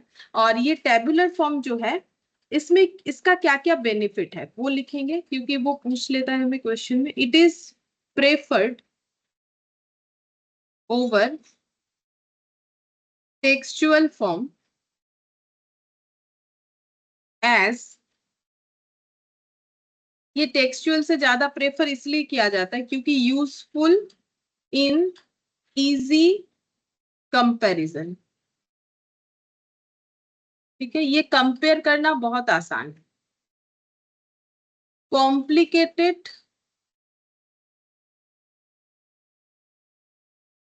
Data can be presented, complicated data भी हम लोग बहुत आसान तरीके से जो है टेक्सचुअल फॉर्म में प्रेजेंट कर सकते हैं। जैसे कॉम्प्लिकेटेड डेटा का मतलब, जैसे मान लो whole year sale of a company, एक कंपनी का पूरे साल का सेल, ठीक है, तो रोज कितना कितना सेल हुआ, जैसे आज कल परसों, इस तरीके से, तो कितना ह्यूज अमाउंट, 365 डेज का पूरा डेटा निकलेगा। अगर उसको हम लोग टेक्सचुअल फॉर्मेट में लिखेंगे तो हमारे लिए कितना मुश्किल होगा उसको समझना। बट वही चीज अगर हो सकता है 365 डेज का डेटा हो, बट अगर ये ऐसे टेबल फॉर्मेट में रहे तो हमारे लिए बहुत ही आसान हो जाएगा उसे पढ़ के समझना या उससे कोई भी डेटा को कलेक्ट करना। फिर table is must to create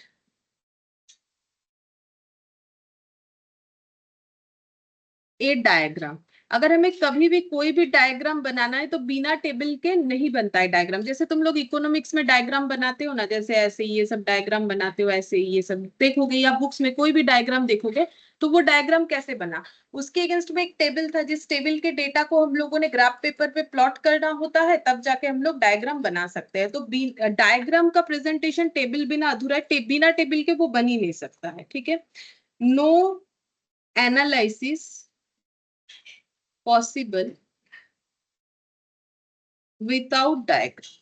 ठीक है, और डायग्राम के बिना कोई भी एनालिसिस पॉसिबल नहीं होता है। ठीक है, तो टेबल इसका मतलब कितना इंपॉर्टेंट है, क्योंकि टेबल नहीं होगा तो डायग्राम नहीं बनेगा, डायग्राम नहीं बनेगा तो एनालिसिस होना पॉसिबल नहीं होगा। ठीक है, तो टेबल तो इम्पोर्टेंट है ही for creating diagram, diagram important है फॉर गिविंग एनालिसिस, और कंपैरिजन भी आसान होता है टेबल फॉर्मेट में, और कॉम्प्लिकेटेड से कॉम्प्लिकेटेड डेटा को हम लोग इजीली प्रेजेंट कर पाएंगे टेबल फॉर्मेट। ठीक है, अच्छा अब देखते हैं क्या कोई क्वेश्चन हमारे लायक है यहाँ पर। अच्छा पहले एक काम करते हैं, टेबल फॉर्मेट बता देते हैं, उसके बाद ही हम नेक्स्ट वाले में जाएंगे, तो हमें बहुत सारा क्वेश्चन मिल जाएगा। ये देखो यहाँ पर, ये देखो ये जो टेबल फॉर्मेट दिख रहा है, अब ये टेबल फॉर्मेट का क्या करना है, हमें इंपॉर्टेंट टर्म्स जो है वो समझना है। ठीक है, तो टेबल का इंपॉर्टेंट टर्म्स हम लोग समझेंगे। तो पहले ये टेबल हम तुम लोग को थोड़ा सा यहाँ लिख के दिखाएंगे। ठीक है, example, important term of table, ये अभी हमें पढ़ना पड़ेगा। टेबल का इंपॉर्टेंट टर्म क्या है, उसके लिए हम लोग पहले एक टेबल बना लेंगे और उसे समझेंगे। तो देखो टेबल क्या होगा यहाँ पर, member of trade union, non member, total year 2009 2010। ठीक है, तो यहाँ पर लिखते हैं, यही वाला देख देख के हम लिखने वाले हैं। ठीक है, तो ये कॉपी पेस्ट करना है कॉपी में, member of trade union,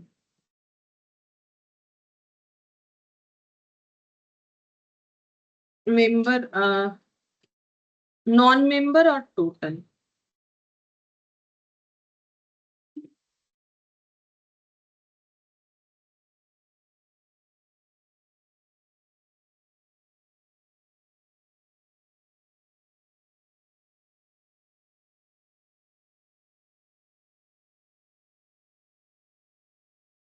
year, यहाँ पर सबसे पहला कॉलम आएगा ईयर, तो ईयर में आ जाएगा male female total, male female total, male female total, male female total. अच्छा,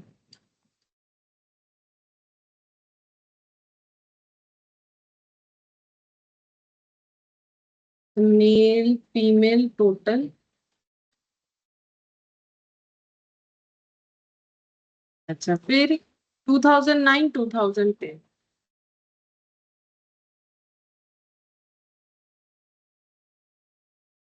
अब कुछ डेटा दिया है लाइक 3900, 300, 4200, 840,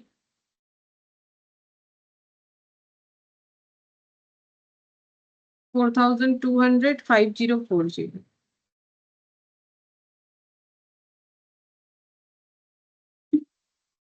300, 500, 500, 450,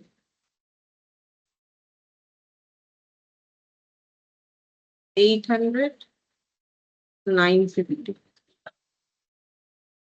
4200, 800, 4200, 800,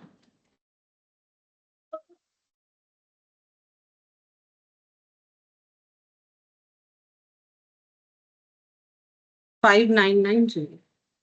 तो ये जो टेबल था वही मैंने लिख दिया। ठीक है, यहाँ पर होगा sources of data, sources of data. ठीक है, अच्छा अब क्या क्या टर्म टेबल का हमें समझना है। तो सबसे पहले आ जाएगा कैप्शन। कैप्शन क्या होता है? कैप्शन हो जाएगा अपर part of table which contain columns and सब कॉलम। बताते हैं। कॉलम का मतलब क्या होता है? ये जो टेबल है, ये ऐसे लाइन लाइन जो देख रहे हो, जैसे मान लो ये कोई मैंने एक टेबल बना दिया, ठीक है। तो इसमें कॉलम कितना है ये देखो, ये सब कॉलम है, एक दो, ठीक है। मतलब ये लंबा लंबा जो लाइन है उसे कॉलम बोलते हैं। मतलब हम कैसे समझाएं, ये ऐसे करते हैं, ठीक है, ऐसे कर दिया, ऐसे कर दिया। तो ये रो है। रो कितना है? R1 R2 दो रो है, ठीक है। कॉलम कितना है? C1 C2 C3 C4। ये पूरा कॉलम, ये पूरा कॉलम, ये पूरा कॉलम, ये पूरा कॉलम, ठीक है। तो ये कॉलम होता है, चार कॉलम है, दो रो है इस टेबल में। तो वही यहाँ पर रो कॉलम का मतलब ये हो जाएगा। अच्छा, अब हम लोग यहाँ पर पढ़ लेते हैं। यहाँ पर हमें बोला है कैप्शन। कैप्शन का मतलब क्या है? अपर part of table which contain column and सब कॉलम। कॉलम और सब कॉलम कंटेन करने वाला जो पार्ट होता है टेबल का, उसे बोलते हैं कैप्शन। मतलब कौन सा पोर्शन हो जाएगा ये हम बता देते हैं। कैप्शन का मतलब हो गया ये जो देख रहे हो,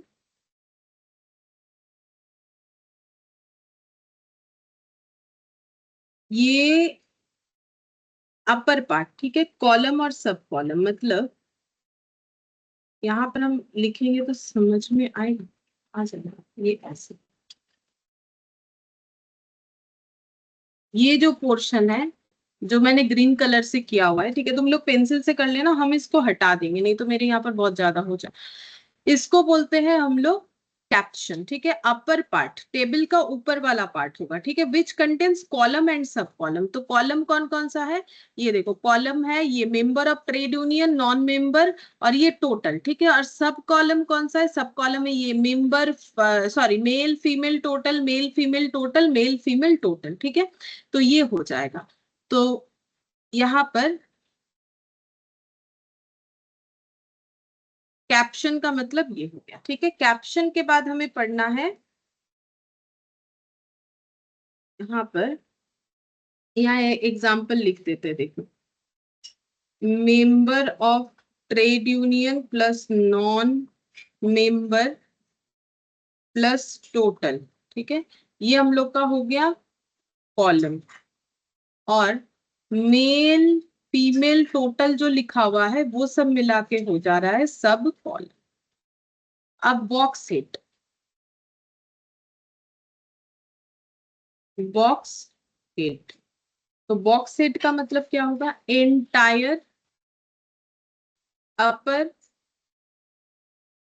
part of table which contain column, sub column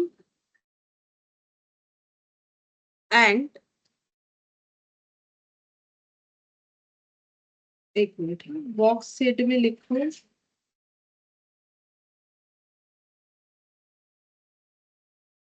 and unit of measurement, ये लिखना है, ठीक है। Entire upper part of the table, उसके साथ साथ यूनिट ऑफ मेजरमेंट भी हमें लेना पड़ेगा, ठीक है। Unit of measurement box set का मतलब, यहाँ पर यूनिट ऑफ मेजरमेंट इन्होंने टेबल में डाला नहीं है, ठीक है। हम ऐड कर देते हैं, हम ऐड कर देंगे, ठीक है। तो यहाँ पर देख लेते हैं। यहाँ पर box set is entire upper part of the table which includes column, sub column, number of units of measurement along with caption. तो एक्चुअली यहाँ दिया ही नहीं था इसमें, तो मैंने भी नहीं लिखा। चलो हम अपना बना देते हैं। तो देखो, यहाँ पर इसको थोड़ा सा रेक्टिफाई करना पड़ेगा, क्योंकि इन्होंने ना पूरा दिया नहीं, तो मैंने देख के लिखा, तो ये रह गया मेल फीमेल, ये ठीक है। जेंडर यहाँ पर एक दे देते हैं, और यहाँ एक यूनिट यहाँ लगा देते हैं, हो जाएगा यहाँ यूनिट, ठीक है। यहाँ लगा दे यूनिट, यूनिट में ऐसे परसेंटेज नंबर ऐसे करके, यूनिट कुछ भी दे सकते हैं ना, जैसे परसेंटेज में है, नंबर में है, परसेंटेज में है, नंबर में, percentage number, percentage number, percentage number, ठीक है, percentage number, percentage number, percentage number, percentage number, ठीक है। तो ये देखो ये हो गया। और अगर जैसे मैंने अभी बोला बॉक्स सेट, बॉक्स सेट का मतलब है ये भी कवर हो जाएगा, ठीक है। इसके पहले मैंने जो ग्रीन कलर से ड्रॉ किया तो वो यहाँ से ऐसे ड्रॉ किया था। अब ये वाला जो है ये इसको भी इंक्लूड कर लेगा, यूनिट ऑफ मेजरमेंट वाले पोर्शन को भी। तो बॉक्स सेट का मतलब देखो यहाँ भी अपर पार्ट ऑफ द टेबल, यहाँ भी अपर part of the table, but यहाँ पर कॉलम सब कॉलम सिर्फ आएगा, और यहाँ पर यूनिट ऑफ मेजरमेंट भी ये आ जाएगा, ठीक है। यूनिट ऑफ मेजरमेंट कुछ रहेगा तो वो आ जाएगा, तो मिला के होता है हम लोग का बॉक्स सेट, ठीक है। अच्छा, बॉक्स सेट के बाद हम लोग पढ़ेंगे स्टब। स्टब क्या होता है? स्टब का मतलब होता है left part of table describing row, ठीक है। रो को डिस्क्राइब कर रहा है टेबल का जो पोर्शन। जैसे यहाँ पर अगर देखें तो gender plus unit plus year, ठीक है। ये देखो ये वाला, ये जो मेल फीमेल है ना, तो ये इसमें अगर हम लोग जेंडर लिख दे, जैसे कि ये ईयर के ऊपर हम लोग एक जेंडर कॉलम बना दे, यहाँ पर लिख देते हैं जेंडर, एक और कॉलम बना देते हैं, और यहाँ पर लिख दिया ईयर, छोड़ो जेंडर लिख दिया, ठीक है। ईयर नहीं भी लिखेंगे चलेगा, जेंडर लिख दिया, चलो ईयर लिखने से भी चलेगा, कोई बात नहीं, मैंने जेंडर कर दिया है उसे, ठीक है।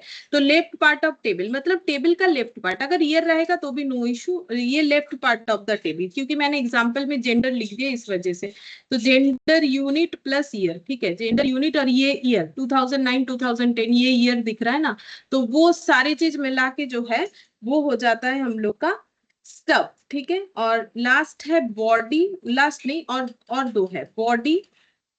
बॉडी मतलब मेन कंटेक्स्ट, मतलब जो डेटा यहाँ दिख रहा है ना, ये टेबल के अंदर जो दिख रहा है ये 3900, ये सब जो है इसे हम लोग बोलते हैं बॉडी, ठीक है। और इसके बाद आता है सोर्सेस ऑफ डेटा, ये फुट नोट में रहता है, सोर्सेस ऑफ डेटा, कि ये डेटा हमें कहाँ से मिला, तो ये होता है foot note of table. Table के फुट नोट में लिखा हुआ रहता है कि ये डेटा हम लोगों ने कहाँ से कलेक्ट किया हुआ है, ठीक है। तो ये हमें जो है कैसे एमसीक्यू में पूछेगा अभी हम लोग देखेंगे। तो टेबल का मेनली क्या, कितने सारे पॉइंट होते हैं, 1 2 3 4 5 पॉइंट होते हैं, जिसमें से सोर्सेस ऑफ डेटा है, बोलो ম্যাম। ওই যে বডি বললেন, বডিটাতে শুধু ওই মানে সংখ্যাগুলো আসবে নাকি ওই ডেটা তো হচ্ছে মেল ফিমেল টোটাল এগুলো তো ডেটা, তো এগুলো না, পুরোটা ওইটা আসবে? আসবে না, শুধু সংখ্যাগুলো আসবে, ঠিক আছে। এটা তো টেবিলের নাম না, ডেসক্রাইব করছি, যে ডেটাটা আমার চাই সেটা আসবে, ডেটা, আচ্ছা। ठीक है। अच्छा, तो देखो क्या क्या है हम लोग का, देखो एक है सोर्सेस ऑफ डेटा, जो सबसे आसान होता है। सोर्सेस ऑफ डेटा कहाँ मिलेगा, ये देखो सोर्सेस ऑफ डेटा, ठीक है, फुट नोट में हमें मिल जाएगा सोर्सेस ऑफ डेटा। अच्छा, और जो बॉडी है, बॉडी का मतलब मेन जो डिटेल्स रहेगा उसे हम लोग बोलेंगे कि बॉडी है, ठीक है। और उसके बाद बॉक्स हेड, तो बॉक्स हेड का मतलब ये लेफ्ट साइड वाला डेटा, ठीक है। अच्छा, तो सॉरी, स्टब मतलब left part of the table, box head और कैप्शन दोनों ही upper part of the table होता है, लेकिन बॉक्स हेड होता है एंटायर अपर पार्ट, और कैप्शन होता है अपर पार्ट में सिर्फ कॉलम और सब कॉलम, ठीक है। अब ये थोड़ा सा याद करना पड़ेगा, तो हम लोग क्वेश्चन में एक बार डायरेक्टली आ जाते हैं ताकि थोड़ा याद हो जाए, कॉपी देख देख के ही बताओ, ठीक है।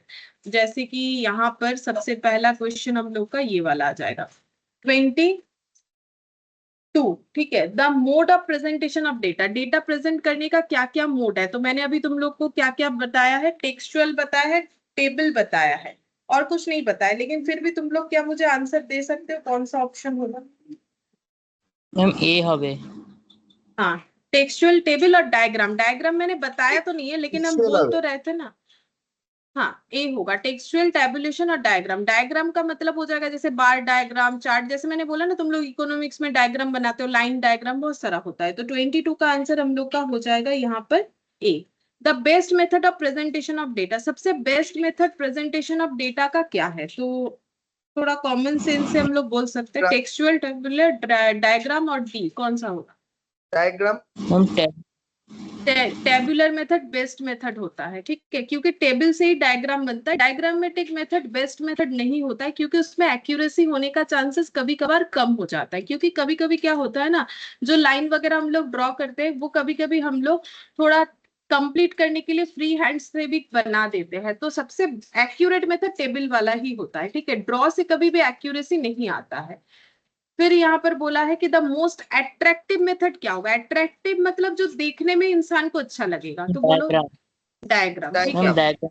हाँ, जो डायग्राम। इंसान को अट्रैक्ट करेगा डायग्राम होता है। वैसे ये सब मैंने नहीं लिखवाया, फिर भी देखो तुम लोग बोल पा रहे हैं, ठीक है, अभी लिखवाएंगे जितना बाकी है। फिर बोल रहा है फॉर टेबुलेशन कैप्शन क्या होगा? कैप्शन का मतलब देख के ही बताओ। अपर part of the table, lower part of the table, main part of the table, upper part of the table, describing the column and सब कॉलम, क्या होगा आंसर?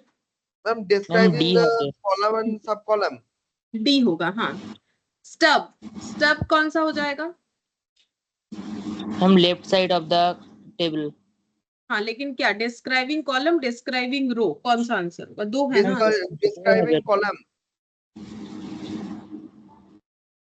हम रो হবে। रो होगा, वही तो लिखवा है, कॉलम तो मैंने कुछ लिखवाया नहीं। तो फिर यहाँ पर 26 का आंसर हम लोग का हो जाएगा डी, ठीक है। अच्छा, फिर 27 entire upper part of the table को क्या बोलते हैं? एंटायर अपर पार्ट, हम बॉक्स हेड। हाँ, बॉक्स सेट हो जाएगा। The unit of measurement in tabulation is shown in, मतलब टेबल में अगर यूनिट ऑफ मेजरमेंट है तो वो किसके अंडर आता है? Box head, body, caption, stuff. Body. Body. Body, unit of measurement कहाँ आता है? अच्छा यूनिट ऑफ मेजरमेंट। बॉडी में तो डेटा आता है, जिसको हम लोग हाँ, मेन हाँ। कंटेक्स्ट बोलेंगे। यूनिट ऑफ मेजरमेंट देखो लिखा हुआ है कहाँ पर?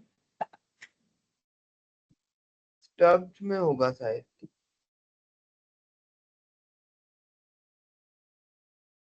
ये रहा,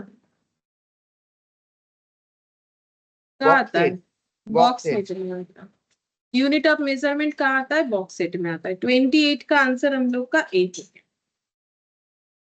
इन tabulation sources of data if any is shown in the, कहाँ लिखा हुआ रहता है sources of data? Footnote में, बॉडी में, स्टब में, कैप्शन में? बॉडी में डाटा लिखा होता है सोर्सेस ऑफ डेटा में डेटा, और फोर्सेस ऑफ डाटा। তখন কোনদিন নিউজপেপারে কোনো डेटा लिखा था कि नीचे सोर्सेस लिखा था कि ना এখান থেকে এটা নেওয়া হয়েছে? ये तो तुम लोग कभी 9-10 में अगर ड्रॉ भी करते हो तो उसके नीचे लिखना पड़ता है कहाँ से ये किया है। तो ये क्या है, कहाँ लिखा हुआ रहता है? Sources of data, foot note. ये तो सबसे आसान होता है।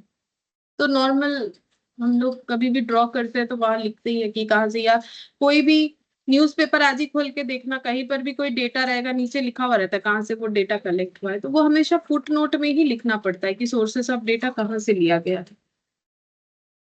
फिर ये which of the following statement is untrue for tabulation? Tabulation के लिए कौन सा स्टेटमेंट अनट्रू? अनट्रू मतलब फॉल्स है। Statistical analysis of data requires tabulation. It facilitates comparison between row and not column. Complicated data can be presented. Diagrammatic representation of requires tabulation. Sorry. बोलो कौन सा गलत बोला गया है? देख लो, सब लिखा हुआ है कि टैबुलेशन जब हम लोग करते हैं तो हमें क्या क्या बेनिफिट मिलता है, तो देख के बताओ, ऐसे ही मत बताओ।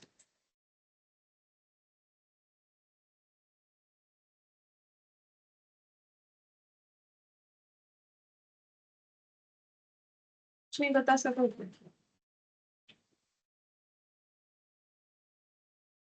ऑप्शन सी शायद। कॉम्प्लिकेटेड डेटा प्रेजेंट कर सकते हैं, ये बात जो है झूठ है। तो यहाँ पर अभी हम लोगों ने क्या लिखा? मैं मोदी तो सब बोल रहा हूँ ऑप्शन सी। কি করে হবে? ম্যাম বি মনে হচ্ছে। কমপ্লিকেটেড ডেটা যদি প্রেজেন্ট করা যায় তাহলে এটা তো ট্রু, তাহলে আনট্রু কি করে হবে? হ্যাঁ, ম্যাম বি হবে। বি হবে। ठीक बोले। तो it facilitates comparison between row and not column. लेकिन ऐसा कहाँ है कि कॉलम का ही हम लोग जो है कंपैरिजन कर नहीं सकते, रो का कर सकते, ऐसा तो कुछ नहीं है। तो देखो ये सारा बात सही है। Statistical analysis of data requires tabulation. अभी यहाँ पर लिखा है कि टेबल हमेशा जरूरत होता है स्टैटिस्टिकल एनालिसिस करने के लिए। ठीक है, ये देखो एनालिसिस, क्योंकि बिना डायग्राम के एनालिसिस नहीं होता है, टेबल के बिना टेबल के डायग्राम नहीं बनता है, तो एनालिसिस के लिए टेबल जरूरत है। दूसरा बात है कि कॉम्प्लिकेटेड डेटा प्रेजेंट कर सकते हैं। अभी अभी मैंने एग्जांपल दिया होल ईयर ऑफ डेटा, अगर 365 डेज का डेटा बहुत कॉम्प्लिकेटेड भी होगा, अगर हम लोग उसे प्रेजेंट करना चाहते हैं तो ऑब्वियसली टेबल फॉर्मेट जो है वो बेस्ट है। तो ये अनट्रू तो नहीं होगा, ये ट्रू होगा। Diagrammatic representation of data requires tabulation. तो ये तो पहले लिखवाया दिया है कि डायग्राम बनाना है तो फिर टेबल के बिना नहीं बन सकता है। और ये जो है ये भी सही था, बट ये पॉइंट गलत है ओनली कि नॉट कॉलम्स। ठीक है, तो इसीलिए 30 का फॉल्स आंसर है बी। अच्छा, अब इसके बाद यहाँ तक के हम लोग अभी कर सकते हैं, इसके बाद फिर से हमें नया चीज पढ़ना पड़ेगा, तब जाके आगे का हम लोग कर पाएंगे। अच्छा, तो नेक्स्ट हम लोग टेबल हो गया। अब हम लोग पढ़ेंगे diagram presentation, diagrammatic presentation of data.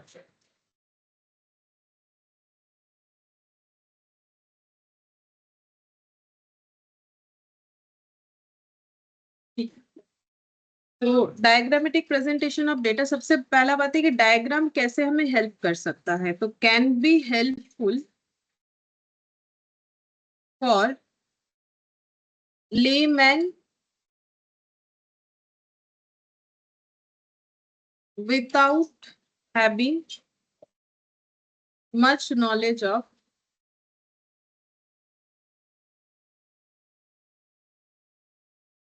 numbers। ठीक है, अगर किसी को स्टैटिस्टिक्स के बारे में कुछ भी नहीं पता है, फिर भी वो डायग्राम देख के कुछ ना कुछ बता ही देगा। ठीक है, वो कैसे पॉसिबल हम बता रहे हैं। Hidden trend can be traced, table is more accurate than diagram।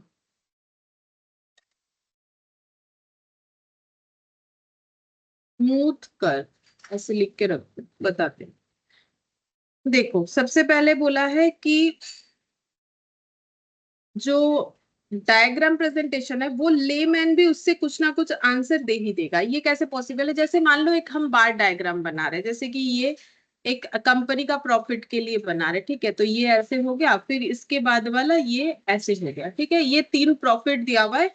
अब यहाँ पर ये मैंने नाम दे दिया ए प्रोडक्ट, बी प्रोडक्ट, सी प्रोडक्ट। ए प्रोडक्ट बेच के इतना प्रॉफिट, सी बेच के इतना, बी बेच के इतना। अगर कोई किसी से पूछा जाए तो बताओ सबसे ज्यादा प्रॉफिट कौन से प्रोडक्ट को बेच के हुआ है, अगर कुछ नहीं भी उसे पता है तो वो ये डायग्राम देख के बता देगा। तो बोलो सबसे ज्यादा, तो ये हो जाएगा हाईएस्ट प्रॉफिट जनरेट करने वाला प्रोडक्ट हमारा बी हो जाएगा। ठीक है, ये कोई भी बता देगा। तो देखो डायग्राम एक ऐसा चीज है जो लेमैन भी इसका आंसर दे सकता है। लेमैन मतलब जिसको उस बात का कुछ नॉलेज नहीं होता है। हिडन ट्रेंड हम लोग ट्रेस कर सकते हैं। हिडन ट्रेंड का मतलब होता है कि ये देखो जैसे बहुत छोटा छोटा ऐसे चेंजेस होता है ना, तो वो डायग्राम के थ्रू से हम लोग ऐसे ऐसे करके ऐसे ऐसे करके फ्लक्चुएशंस, बहुत छोटा छोटा फ्लक्चुएशंस, वो हम लोग चेक कर सकते हैं।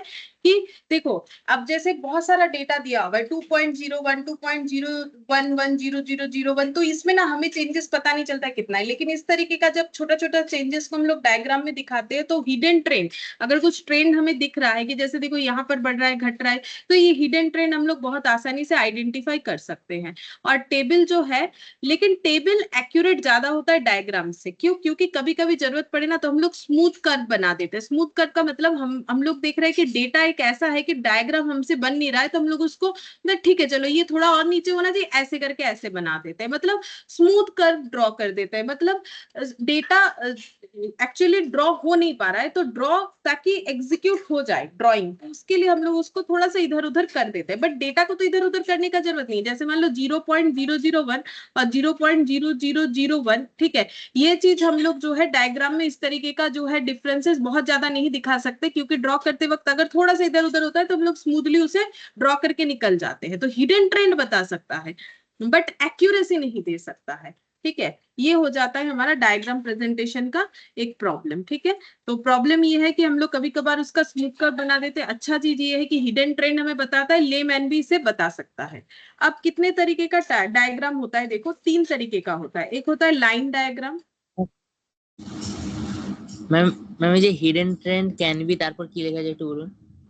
ट्रेस्ट, TRACED, ट्रेस्ट माने खुঁজে পাওয়া।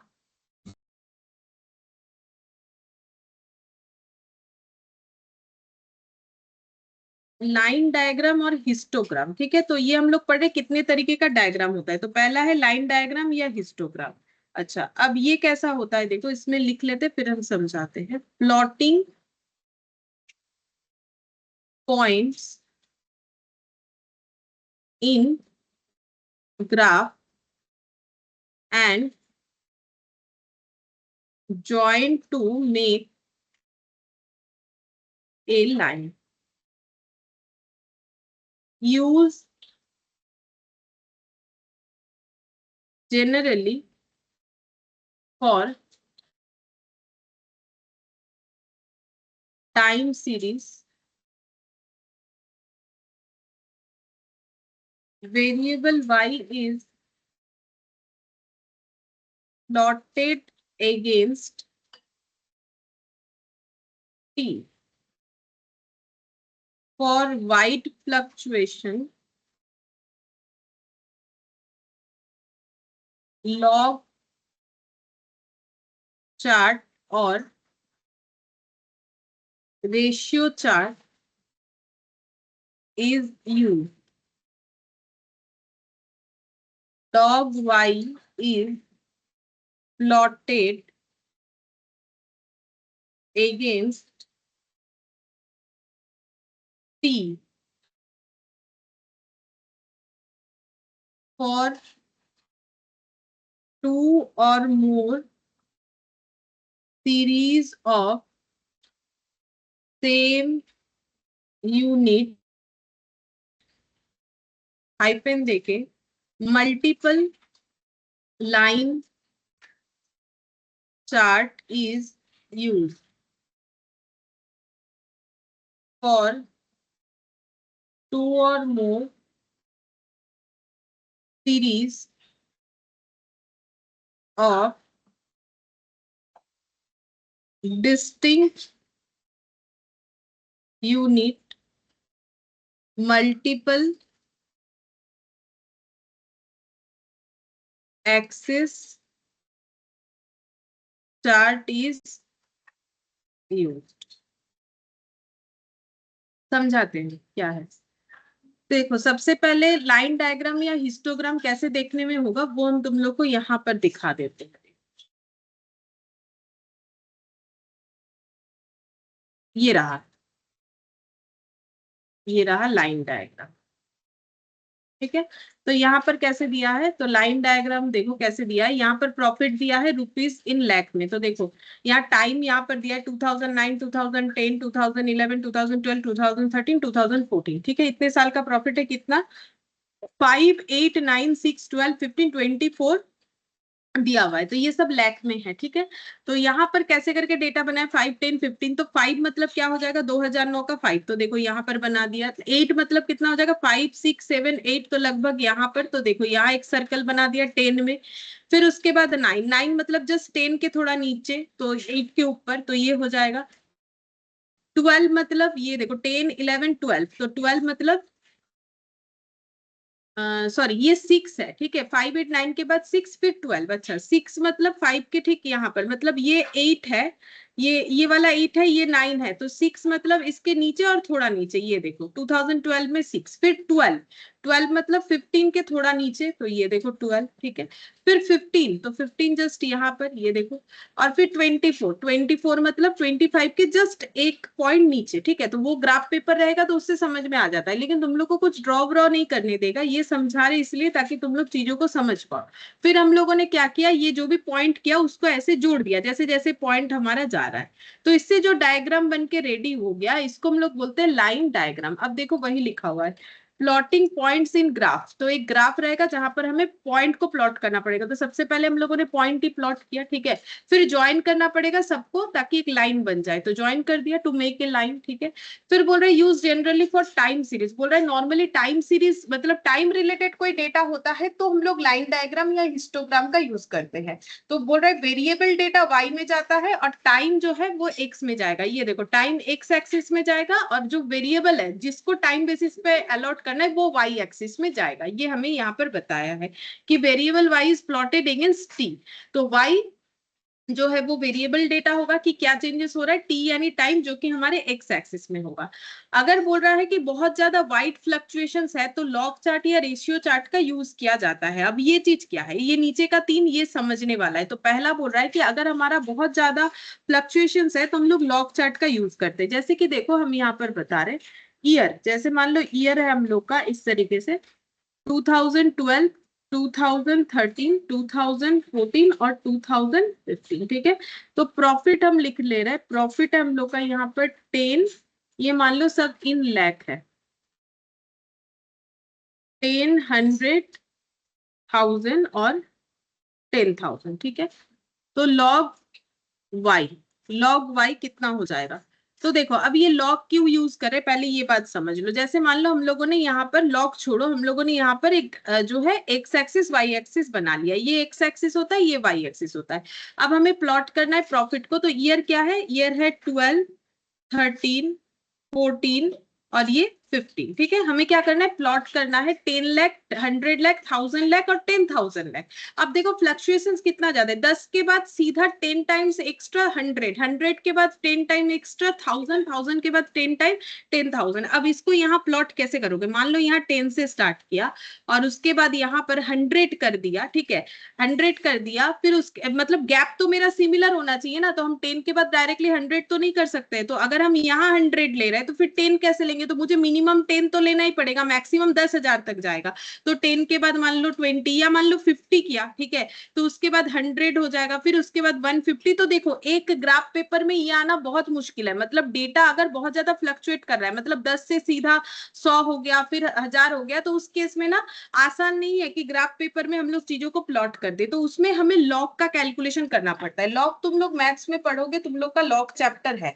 तो अभी यहाँ पर जितना समझना है उतना समझ लेते हैं कि लॉग चार्ट या रेशियो चार्ट का यूज करते हैं। अब लॉग क्या होता है, हम लोग लॉग प्रॉफिट के आगे लॉग लगा देंगे। तो लॉग 10, लॉग 100, लॉग 1000 और लॉग 10,000। अच्छा इससे क्या बेनिफिट होगा, इससे बेनिफिट ये होगा कि लॉग 10 1 होता है, लॉग 100 2 होता है और ये 3 होगा, ये 4 होगा। अब ऐसा क्यों होगा उसके लिए हम लॉग बता देते हैं। जैसे देखो एक्चुअली लॉग 10 का वैल्यू 1 होता है, फिक्स्ड वैल्यू, ठीक है। लॉग 10 का फिक्स्ड वैल्यू 1 होता है, तो वो मैंने लिखा हुआ है। तो अब 101 कैसे होगा, तो 100 इसीलिए 1 होगा क्योंकि 10 का मतलब 10 स्क्वायर लिखेंगे और 2 लॉग 10 लिखेंगे। अब ये क्यों लिख रहे हैं, एक्चुअली लॉग एक फॉर्मूला बेस्ड चैप्टर है जहां पर ऐसा एक फॉर्मूला है। जैसे ये एक डेटा है ना, लॉग 10 1 होता है, वैसे ये होता है कि log m to the power अगर n है तो n log m लिखना पड़ता है। ये फॉर्मूला है, जैसे तुम लोग बचपन में पढ़ते हो ना a प्लस बी का होल स्क्वायर, तो a square plus 2ab plus B square, same तरीके से log m to the power n मतलब n इंटू लॉग m होता है।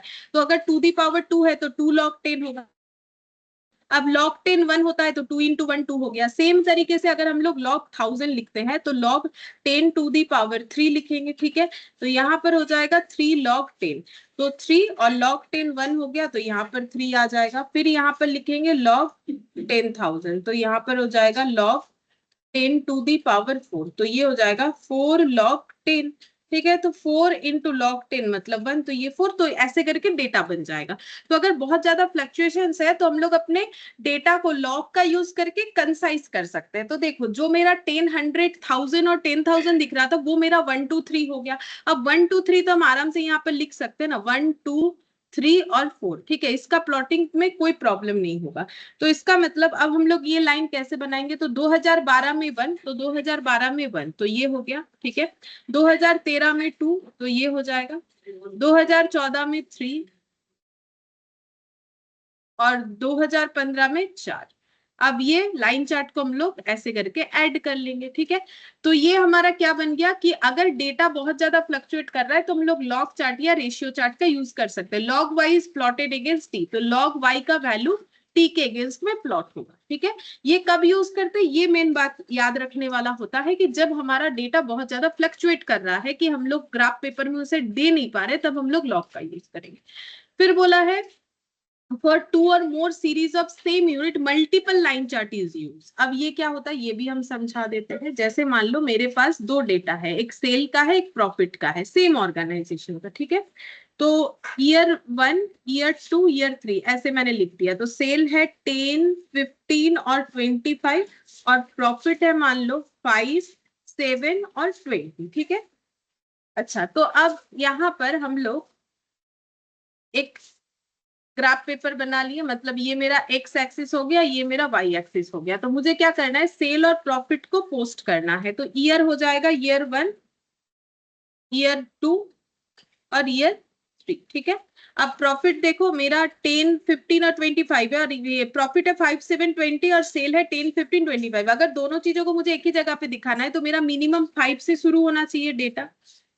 तो हम यहाँ पर 5 लिख रहे हैं और मैक्सिमम 25 तक जाना चाहिए। तो 5 के बाद हम लिख देंगे 15, 15 के बाद मान लो मैंने लिख दिया 20, नहीं और भी थोड़ा सा कम कम करके लिख सकते हैं, जगह है, मुझे लगा जगह नहीं होगा।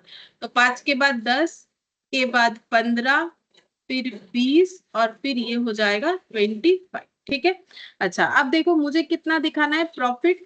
ईयर 1 में प्रॉफिट 5 और सेल 10, तो हम पहले सेल दिखाते हैं। तो सेल ये हो गया 10, ठीक है, हम पहले सेल का डेटा बना रहे। फिर 15 और 25, तो 15 मतलब ये वाला डेटा और 25 मतलब ये वाला डेटा ईयर 3 का, ठीक है। तो ये सारा जुड़ के सेल का लाइन बन गया, ये मेरा सेल का लाइन बन गया। और प्रॉफिट का हम दूसरे कलर से बना देते, 5, 7 और 20। तो 5 ये वाला, 7, 5, 6, 7, तो ये लगभग यहाँ पर, ठीक है। और 20 मतलब ये यहाँ पर। तो ये देखो ये मेरा क्या बन गया, प्रॉफिट का लाइन बन गया, ठीक है। तो ये इस तरीके से जब हम लोग लाइन चार्ट बनाते हैं तो उसे हम लोग क्या बोलते हैं, multiple line chart for 2 or more series of same unit. Same unit क्यों, क्योंकि ये भी रुपीज में है और ये भी रुपीज में। अगर सेम यूनिट का 2 से ज्यादा डेटा लेके हम लोग एक ही ग्राफ में दिखाते हैं तो जो चार्ट बनता है उसे लाइन चार्ट बोलते हैं, multiple line chart. Line chart तो ये है ही, line diagram, multiple line chart बोलते हैं। और उसके बाद एक है मल्टीपल एक्सिस चार्ट, ये कब होता है, अब मान लो हमारे पास और एक डेटा है नंबर ऑफ एम्प्लॉय का, नंबर ऑफ एम्प्लॉय, ठीक है। तो नंबर ऑफ एम्प्लॉय हम लोग लिख लेते हैं यहाँ पर। ये लिख लिया मान लो मैंने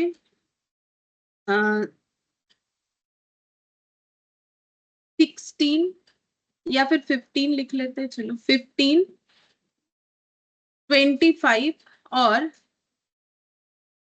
9, ठीक है। तो अब इसका हम लोग ड्रॉ करते हैं। तो देखो नंबर ऑफ एम्प्लॉय, अब मेरा यहाँ पर डेटा तो रुपीज में है, ये वाला मेरा टाइम है, ठीक है, और ये वाला मेरा रुपीज है। तो प्लॉट करने के लिए मुझे क्या करना पड़ेगा, मुझे और एक एक्सिस बनाना पड़ेगा। तो यहाँ पर दो एक्सिस है, एक एक्स और एक वाई, तो हम यहाँ पर और एक एक्सिस जोड़ देंगे जहां पर हम नंबर ऑफ एम्प्लॉयज के लिए डेटा पुट करेंगे। तो मेरा नंबर ऑफ एम्प्लॉयज 9 से स्टार्ट है और फिर 25 तक जाएगा। तो यहाँ भी हम वही कर लेते हैं, 5, 10, 15, 20 और 25, ठीक है। अब पुट करेंगे तो ईयर 1 में 15, तो 15 का मतलब ये हो जाएगा। तो ईयर 1 में 15, तो 15 का मतलब इसके सीधा बराबर ये यहाँ पर आ जाएगा, ठीक है। ईयर 1 में 15, ईयर 2 में 25, तो 25 का मतलब ईयर 2 में ये यहाँ पर आ जाएगा 25, ये लगभग ऐसे, ठीक है। और 9, इसके बाद 9 मतलब ईयर 3 में ये ऐसे, ठीक है। तो इसका मतलब इम्प्लॉय ऐसे, इम्प्लॉय का जो चार्ट है वो देखो 15 से 25 हुआ, पहले इम्प्लॉय बढ़ा फिर इम्प्लॉय क्या हो गया, कम हो गया, ठीक है। तो जैसा बना वैसे बना दिया, जैसे मैंने एग्जांपल लिया। अगर हम ये ऊपर 9 लेते 25, तो ये आगे का ऊपर चला जाता, तो वो भी देखने में ठीक लगता। तो जो भी हो, तो ये हम लोग का क्या हो गया, for 2 or more series of distinct unit. Unit अलग अलग था, एक था नंबर ऑफ एम्प्लॉयज, ठीक है, और बाकी जो है सेल तो रुपीज में था। तो ये जो चार्ट बना इसको हम लोग बोलते हैं मल्टीपल एक्सिस चार्ट, क्योंकि यहाँ पर हम लोगों ने एक्सिस बनाया और एक, ठीक है, एक्स और वाई तो था, हम लोगों ने और एक एक्सिस बना लिया। तो इसे हम लोग वाई डैश या वाई 1 ऐसे करके बोल सकते हैं। ठीक है, तो ये होता है लाइन चार्ट का डिटेल्स। अच्छा, अब इसके ऊपर जो भी हमारा क्वेश्चन है वो एक बार देख लेते हैं।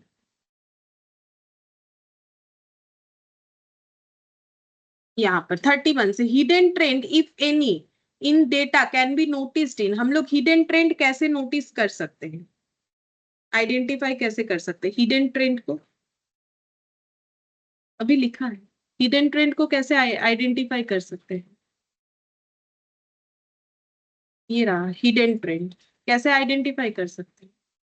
डायग्रामेटिक प्रेजेंटेशन से। Diagrammatic representation of data is done by, कैसे करके डायग्रामेटिक प्रेजेंटेशन हम लोग कर सकते हैं? डायग्राम बना के, चार्ट्स बना के, पिक्चर्स बना के। तो एक्चुअली डायग्रामेटिक प्रेजेंटेशन जब करना, सारी चीज बना के ही कर सकते हैं। ठीक है, चार्ट भी हमारा डायग्राम ही होता है, पिक्चर भी हमारा डायग्राम होता है। The most accurate mode of data presentation, सबसे एक्यूरेट मेथड कौन सा माना गया है? हम लोग पढ़ चुके हैं ये, सबसे एक्यूरेट क्या होता है कुछ? टेबुलेशन। ठीक है, the chart that use logarithm of the variable is known as, जब हम लोग लॉग का यूज करके चार्ट बनाते हैं उसे क्या बोलते हैं? Line chart, ratio chart, multiple line chart, component line chart. अभी पढ़ाया, देख के बोलो,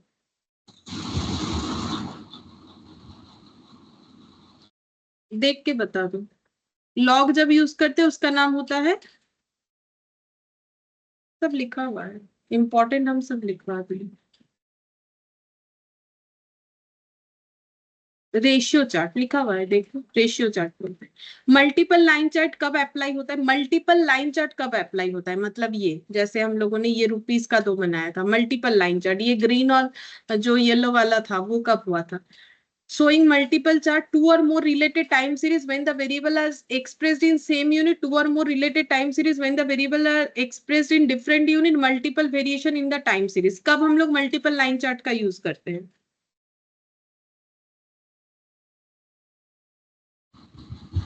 मैम बीएड टैब है। हाँ, मैम बी टू होगा, और हाँ मोर हाँ 35 का बी होगा। ठीक है, फिर मल्टीपल एक्सेस चार्ट कब यूज होता है? There is more than one time series, the unit of variable are different, a and b, a और b, बी হবে। b होगा। 36 का B, the unit of variable are different, जब variable unit different हो जाता है तब हम लोग मल्टीपल एक्सेस चार्ट का यूज करते हैं। अच्छा, और इसके साथ और एक चीज भी देखो यहाँ पर, there is more than one time series, ये भी सही है। ठीक है, अगर एक से ज्यादा टाइम सीरीज है तब भी तो हम लोग मल्टीपल एक्सेस लाइन चार्ट का यूज करते हैं ना। तो हमारा ए एंड डी देखो, ये इसका मतलब क्या है? There is more than one time series, मतलब एक से, देखो एक्सिस तभी हमारा एक्स्ट्रा बनेगा ना जब ऑलरेडी एक टाइम सीरीज बना हुआ है यहाँ पर, क्योंकि यहाँ हम लोग पुट नहीं कर सक रहे थे वाई में, तब जाके वाई वन में पुट किया। तो इसका मतलब there is more than option one D. Time series, तो ये भी सही है ना। ठीक है, ये देखो फॉर मैम टू और ऑप्शन मोर डी। सीरीज, हाँ ऑप्शन डी। तो वो हम समझा रहे, एक बार सुन लो, फॉर टू और मोर सीरीज, दो से ज्यादा, ये दोनों केसेस में लिखा हुआ है। तो यहाँ पर जब हमें ऑप्शन दिया गया तो कैसे दिया गया है? ऑप्शन जब हमें दिया गया तो हमें मोर देन वन टाइम सीरीज यानी टू और मोर सीरीज और ये दोनों चीज बताया गया है, तो फिर हमें आंसर देना चाहिए ऑप्शन डी। ठीक है, ऑप्शन डी हो जाएगा, ए एंड बी, ये दोनों चीजें हमें बताना पड़ेगा। अच्छा,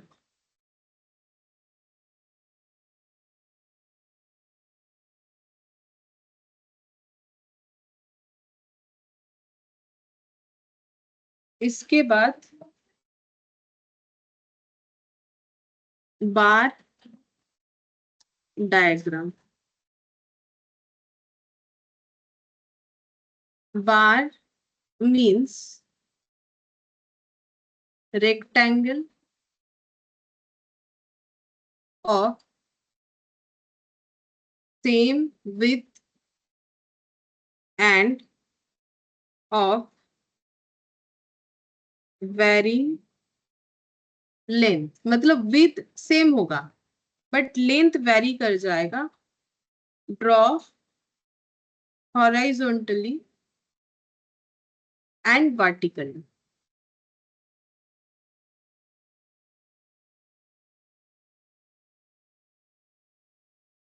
जैसे for comparable series,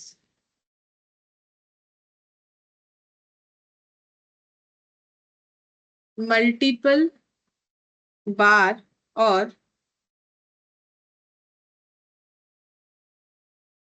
group bar diagram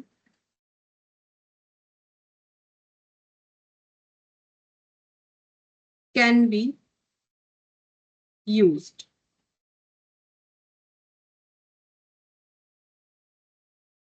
for data divided into multiple component.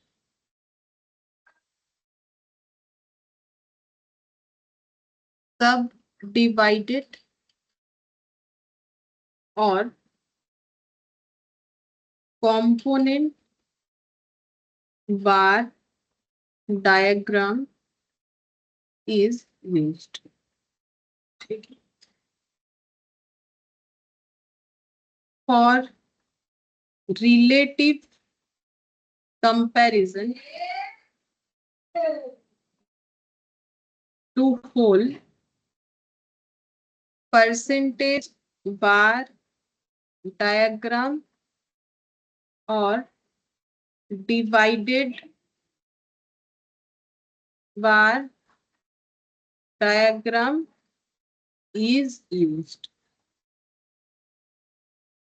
ठीक है, तो देखो बार डायग्राम में मैंने क्या लिखा है। बार डायग्राम कैसे देखने में होता है? बार डायग्राम होता है कि रेक्टेंगल, अब दिखा देते हैं यहाँ पर, देखो यहाँ पर हम समझा देते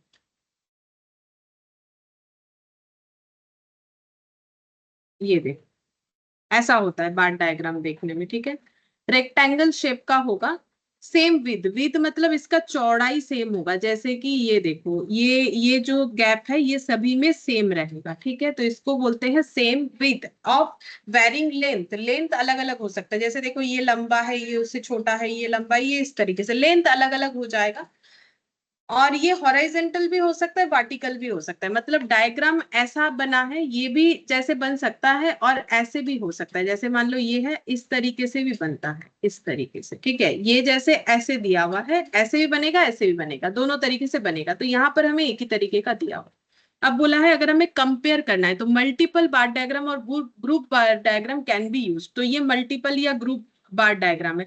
यहाँ पर 2012 में राइस और वीट का प्रोडक्शन, 13 में राइस वीट, 14 में राइस वीट और 15 में राइस वीट का प्रोडक्शन का जो डायग्राम है वो बार डायग्राम के थ्रू से बना के एक ही जगह पे दिखा हुआ है। तो हम लोग कंपेयर करके बोल सकते हैं कि कैसे कब जो है, ये क्या हो गया, हाँ, तो क्या प्रोडक्शन कैसा है वो हम लोग यहाँ से देख के बता सकते हैं। ठीक है, तो कंपेयर करके बता सकते हैं ये चीज। ठीक है, अच्छा अब ये हम लोग का हो जाएगा कि जब हमें कंपेयर करना है तो हम लोग मल्टीपल बार डायग्राम को बना सकते हैं। अच्छा, अब या फिर ग्रुप्ड बार डायग्राम। ठीक है, फिर अगर हमें डेटा डिवाइड करना है मल्टीपल कंपोनेंट में, ठीक है, डेटा को अगर डिवाइड करना है मल्टीपल कंपोनेंट में, तो फिर हम लोग क्या कर सकते हैं, सब डिवाइडेड और कंपोनेंट बार डायग्राम बना सकते हैं। जैसे कि सब डिवाइडेड या कंपोनेंट बार डायग्राम का मतलब हो जाएगा, जैसे यहाँ पर एक डायग्राम है। ठीक है, यहाँ पर मान लो ए प्रोडक्ट का सेल, यहाँ ये बी प्रोडक्ट का सेल है, इतना ए प्रोडक्ट का, इतना बी प्रोडक्ट का है। तो एक ही मतलब एक ही डायग्राम को, मतलब एक बार को हम लोग सब डिवाइड कर दिए। ठीक है, जैसे यहाँ पर दो बार लिया चीजों को समझाने के लिए, लेकिन यहाँ पर एक ही बार को दो पार्ट में डिवाइड कर दिया, जैसे प्रोडक्ट ए का सेल, प्रोडक्ट बी का सेल। ठीक है, एग्जाम्पल। रिलेटिव कंपेरिजन कब होगा? अब यहाँ पर जैसे मान लो 100 यूनिट ए बेचा, 150 यूनिट बी बेचा, उसके जगह अगर परसेंटेज में दिखा देते हैं तो वही हो जाता है relative comparison of bar diagram. ठीक है, तो हम लोग रिलेटिव कंपैरिजन जब करेंगे तो वो परसेंटेज में डेटा को बता देंगे। जैसे मान लो यहाँ पर ये डायग्राम बना है, ठीक है, इसमें इतना परसेंट, ये इतना परसेंट, ये चीजों को हम लोग परसेंटेज में दिखा देते हैं। अगर परसेंटेज में दिखाएंगे तो वो रिलेटिव कंपैरिजन कहलाएगा। ठीक है, और ये वाला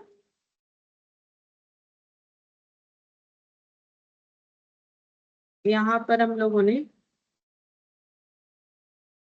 मल्टीपल लाइन चार्ट, ये horizontal diagram is used for. ठीक है, ये तो मैंने अभी समझाया नहीं, ये मुझे बताना पड़ेगा। ये यहाँ पर हम लोगों ने कहाँ तक कर लिया? यहाँ पर हम लोगों ने कर लिया 36 तक। ठीक है, अप टू 36 तक हम लोग का एमसीक्यू हो चुका है, ठीक है, कुछ भी बाकी नहीं रहा, 36 तक हो चुका है। इसके बाद हमें 37 तक 7 से करना पड़ेगा, ठीक है। अच्छा, इसमें हमारा एक ही पॉइंट बाकी रह रहा है, पाई चार्ट, वो बता देते हैं, नहीं तो नेक्स्ट क्लास में फिर से पाई चार्ट ऐड हो जाएगा। ये छोटा सा ये बता देते हैं। पाई चार्ट के बाद हमारा दूसरा पॉइंट आ जाएगा इसमें, ठीक है। इसके बाद डायग्राम खत्म हो जाएगा। तो पाई चार्ट कैसे होता है? यूज्ड फॉर सर्कुलर प्रेजेंटेशन, ठीक है। सर्कुलर प्रेजेंटेशन अगर हमें करना है तो हम लोग पाई चार्ट का यूज करते हैं, ठीक है। परसेंटेज ऑफ होल रहेगा। कैसे करके कैलकुलेट होता है? Summation of values of all component और segment are equated to 360 degree और total angle of circle. Segment angle equal two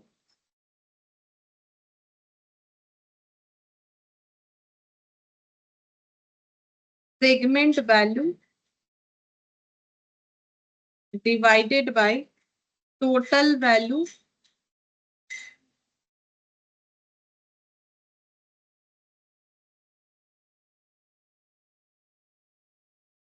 into 100।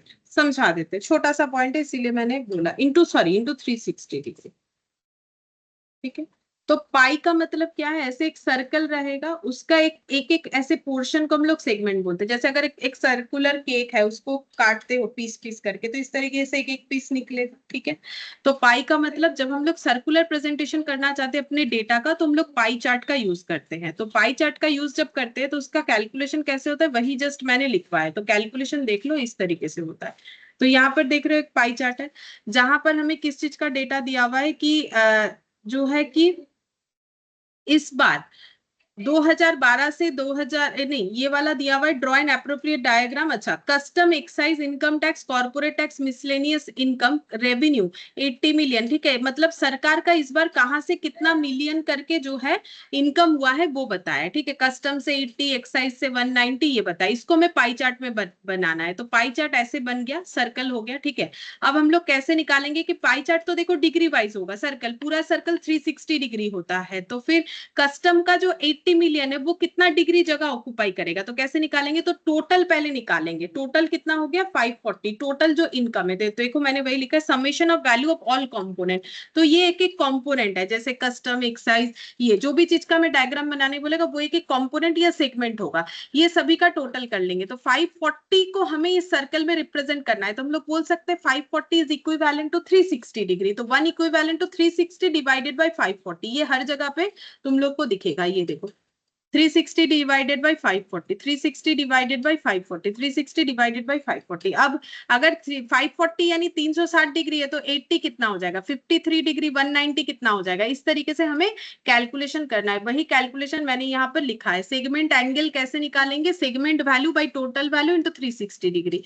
तो ये हो गया segment value, total value, 360 degree. ऐसे करके हम लोग जो है डिग्री निकाल लेंगे। फिर उसको डिग्री को यहाँ पर लिखना होता है, जो कि तुम लोग को करना नहीं पड़ेगा एमसीक्यू में, बट हम बता रहे कैसे करके होता है। तो फिर इसके बाद ये अलग अलग जो है ड्रॉ करके इसको आइडेंटिफाई करना। जैसे ये सर्कल कर दिया, ये बिंदी बिंदी कर दिया, ये लाइन लाइन कर दिया, तो इससे समझ जाओगे कि कौन सा क्या चीज बताओ। एक्साइज को ऐसे बताया, आईटी को ऐसे, कस्टम को ऐसे। तो तुम लोग कोई भी तरीके से जो है ऐसे यूज करके बना के देख सकते हो, ठीक है। तो बनाना जरूरी नहीं है, जस्ट हम बोल रहे हैं कि इस तरीके से होता है। तो पाई चार्ट का मतलब हो गया, जब हम लोग अपने डेटा को सर्कुलर प्रेजेंटेशन देना चाहते हैं तो पाई चार्ट होता है। तो कैसे करके ड्रॉ करेंगे? जो भी डेटा देगा सबको टोटल कर लेंगे, इक्वल टू 360 डिग्री होगा, क्योंकि पूरे डेटा को सर्कल में डालना है। सर्कल 360 डिग्री होता है, तो 360 डिग्री अगर इक्विवेलेंट टू टोटल वैल्यू है तो फिर एक एक सेगमेंट का वैल्यू कितना होगा वो हमें निकालना पड़ेगा। निकालने से ही फिर उसको ड्रॉ जब करेंगे परफेक्ट तरीके से तो वो पाई चार्ट बन जाएगा। जो बन के रेडी होगा वो पाई चार्ट। इसके बाद आ जाता है फ्रीक्वेंसी डिस्ट्रीब्यूशन, जो कि थोड़ा अलग कंसेप्ट में आ जाएगा, मतलब इसी चैप्टर से अलग कंसेप्ट नहीं, इसके बाद धीरे धीरे हम लोग स्टैटिस्टिक्स के मेन पॉइंट में जाएंगे। अभी तक तो ड्रॉ ही पढ़ रहे थे, ठीक है।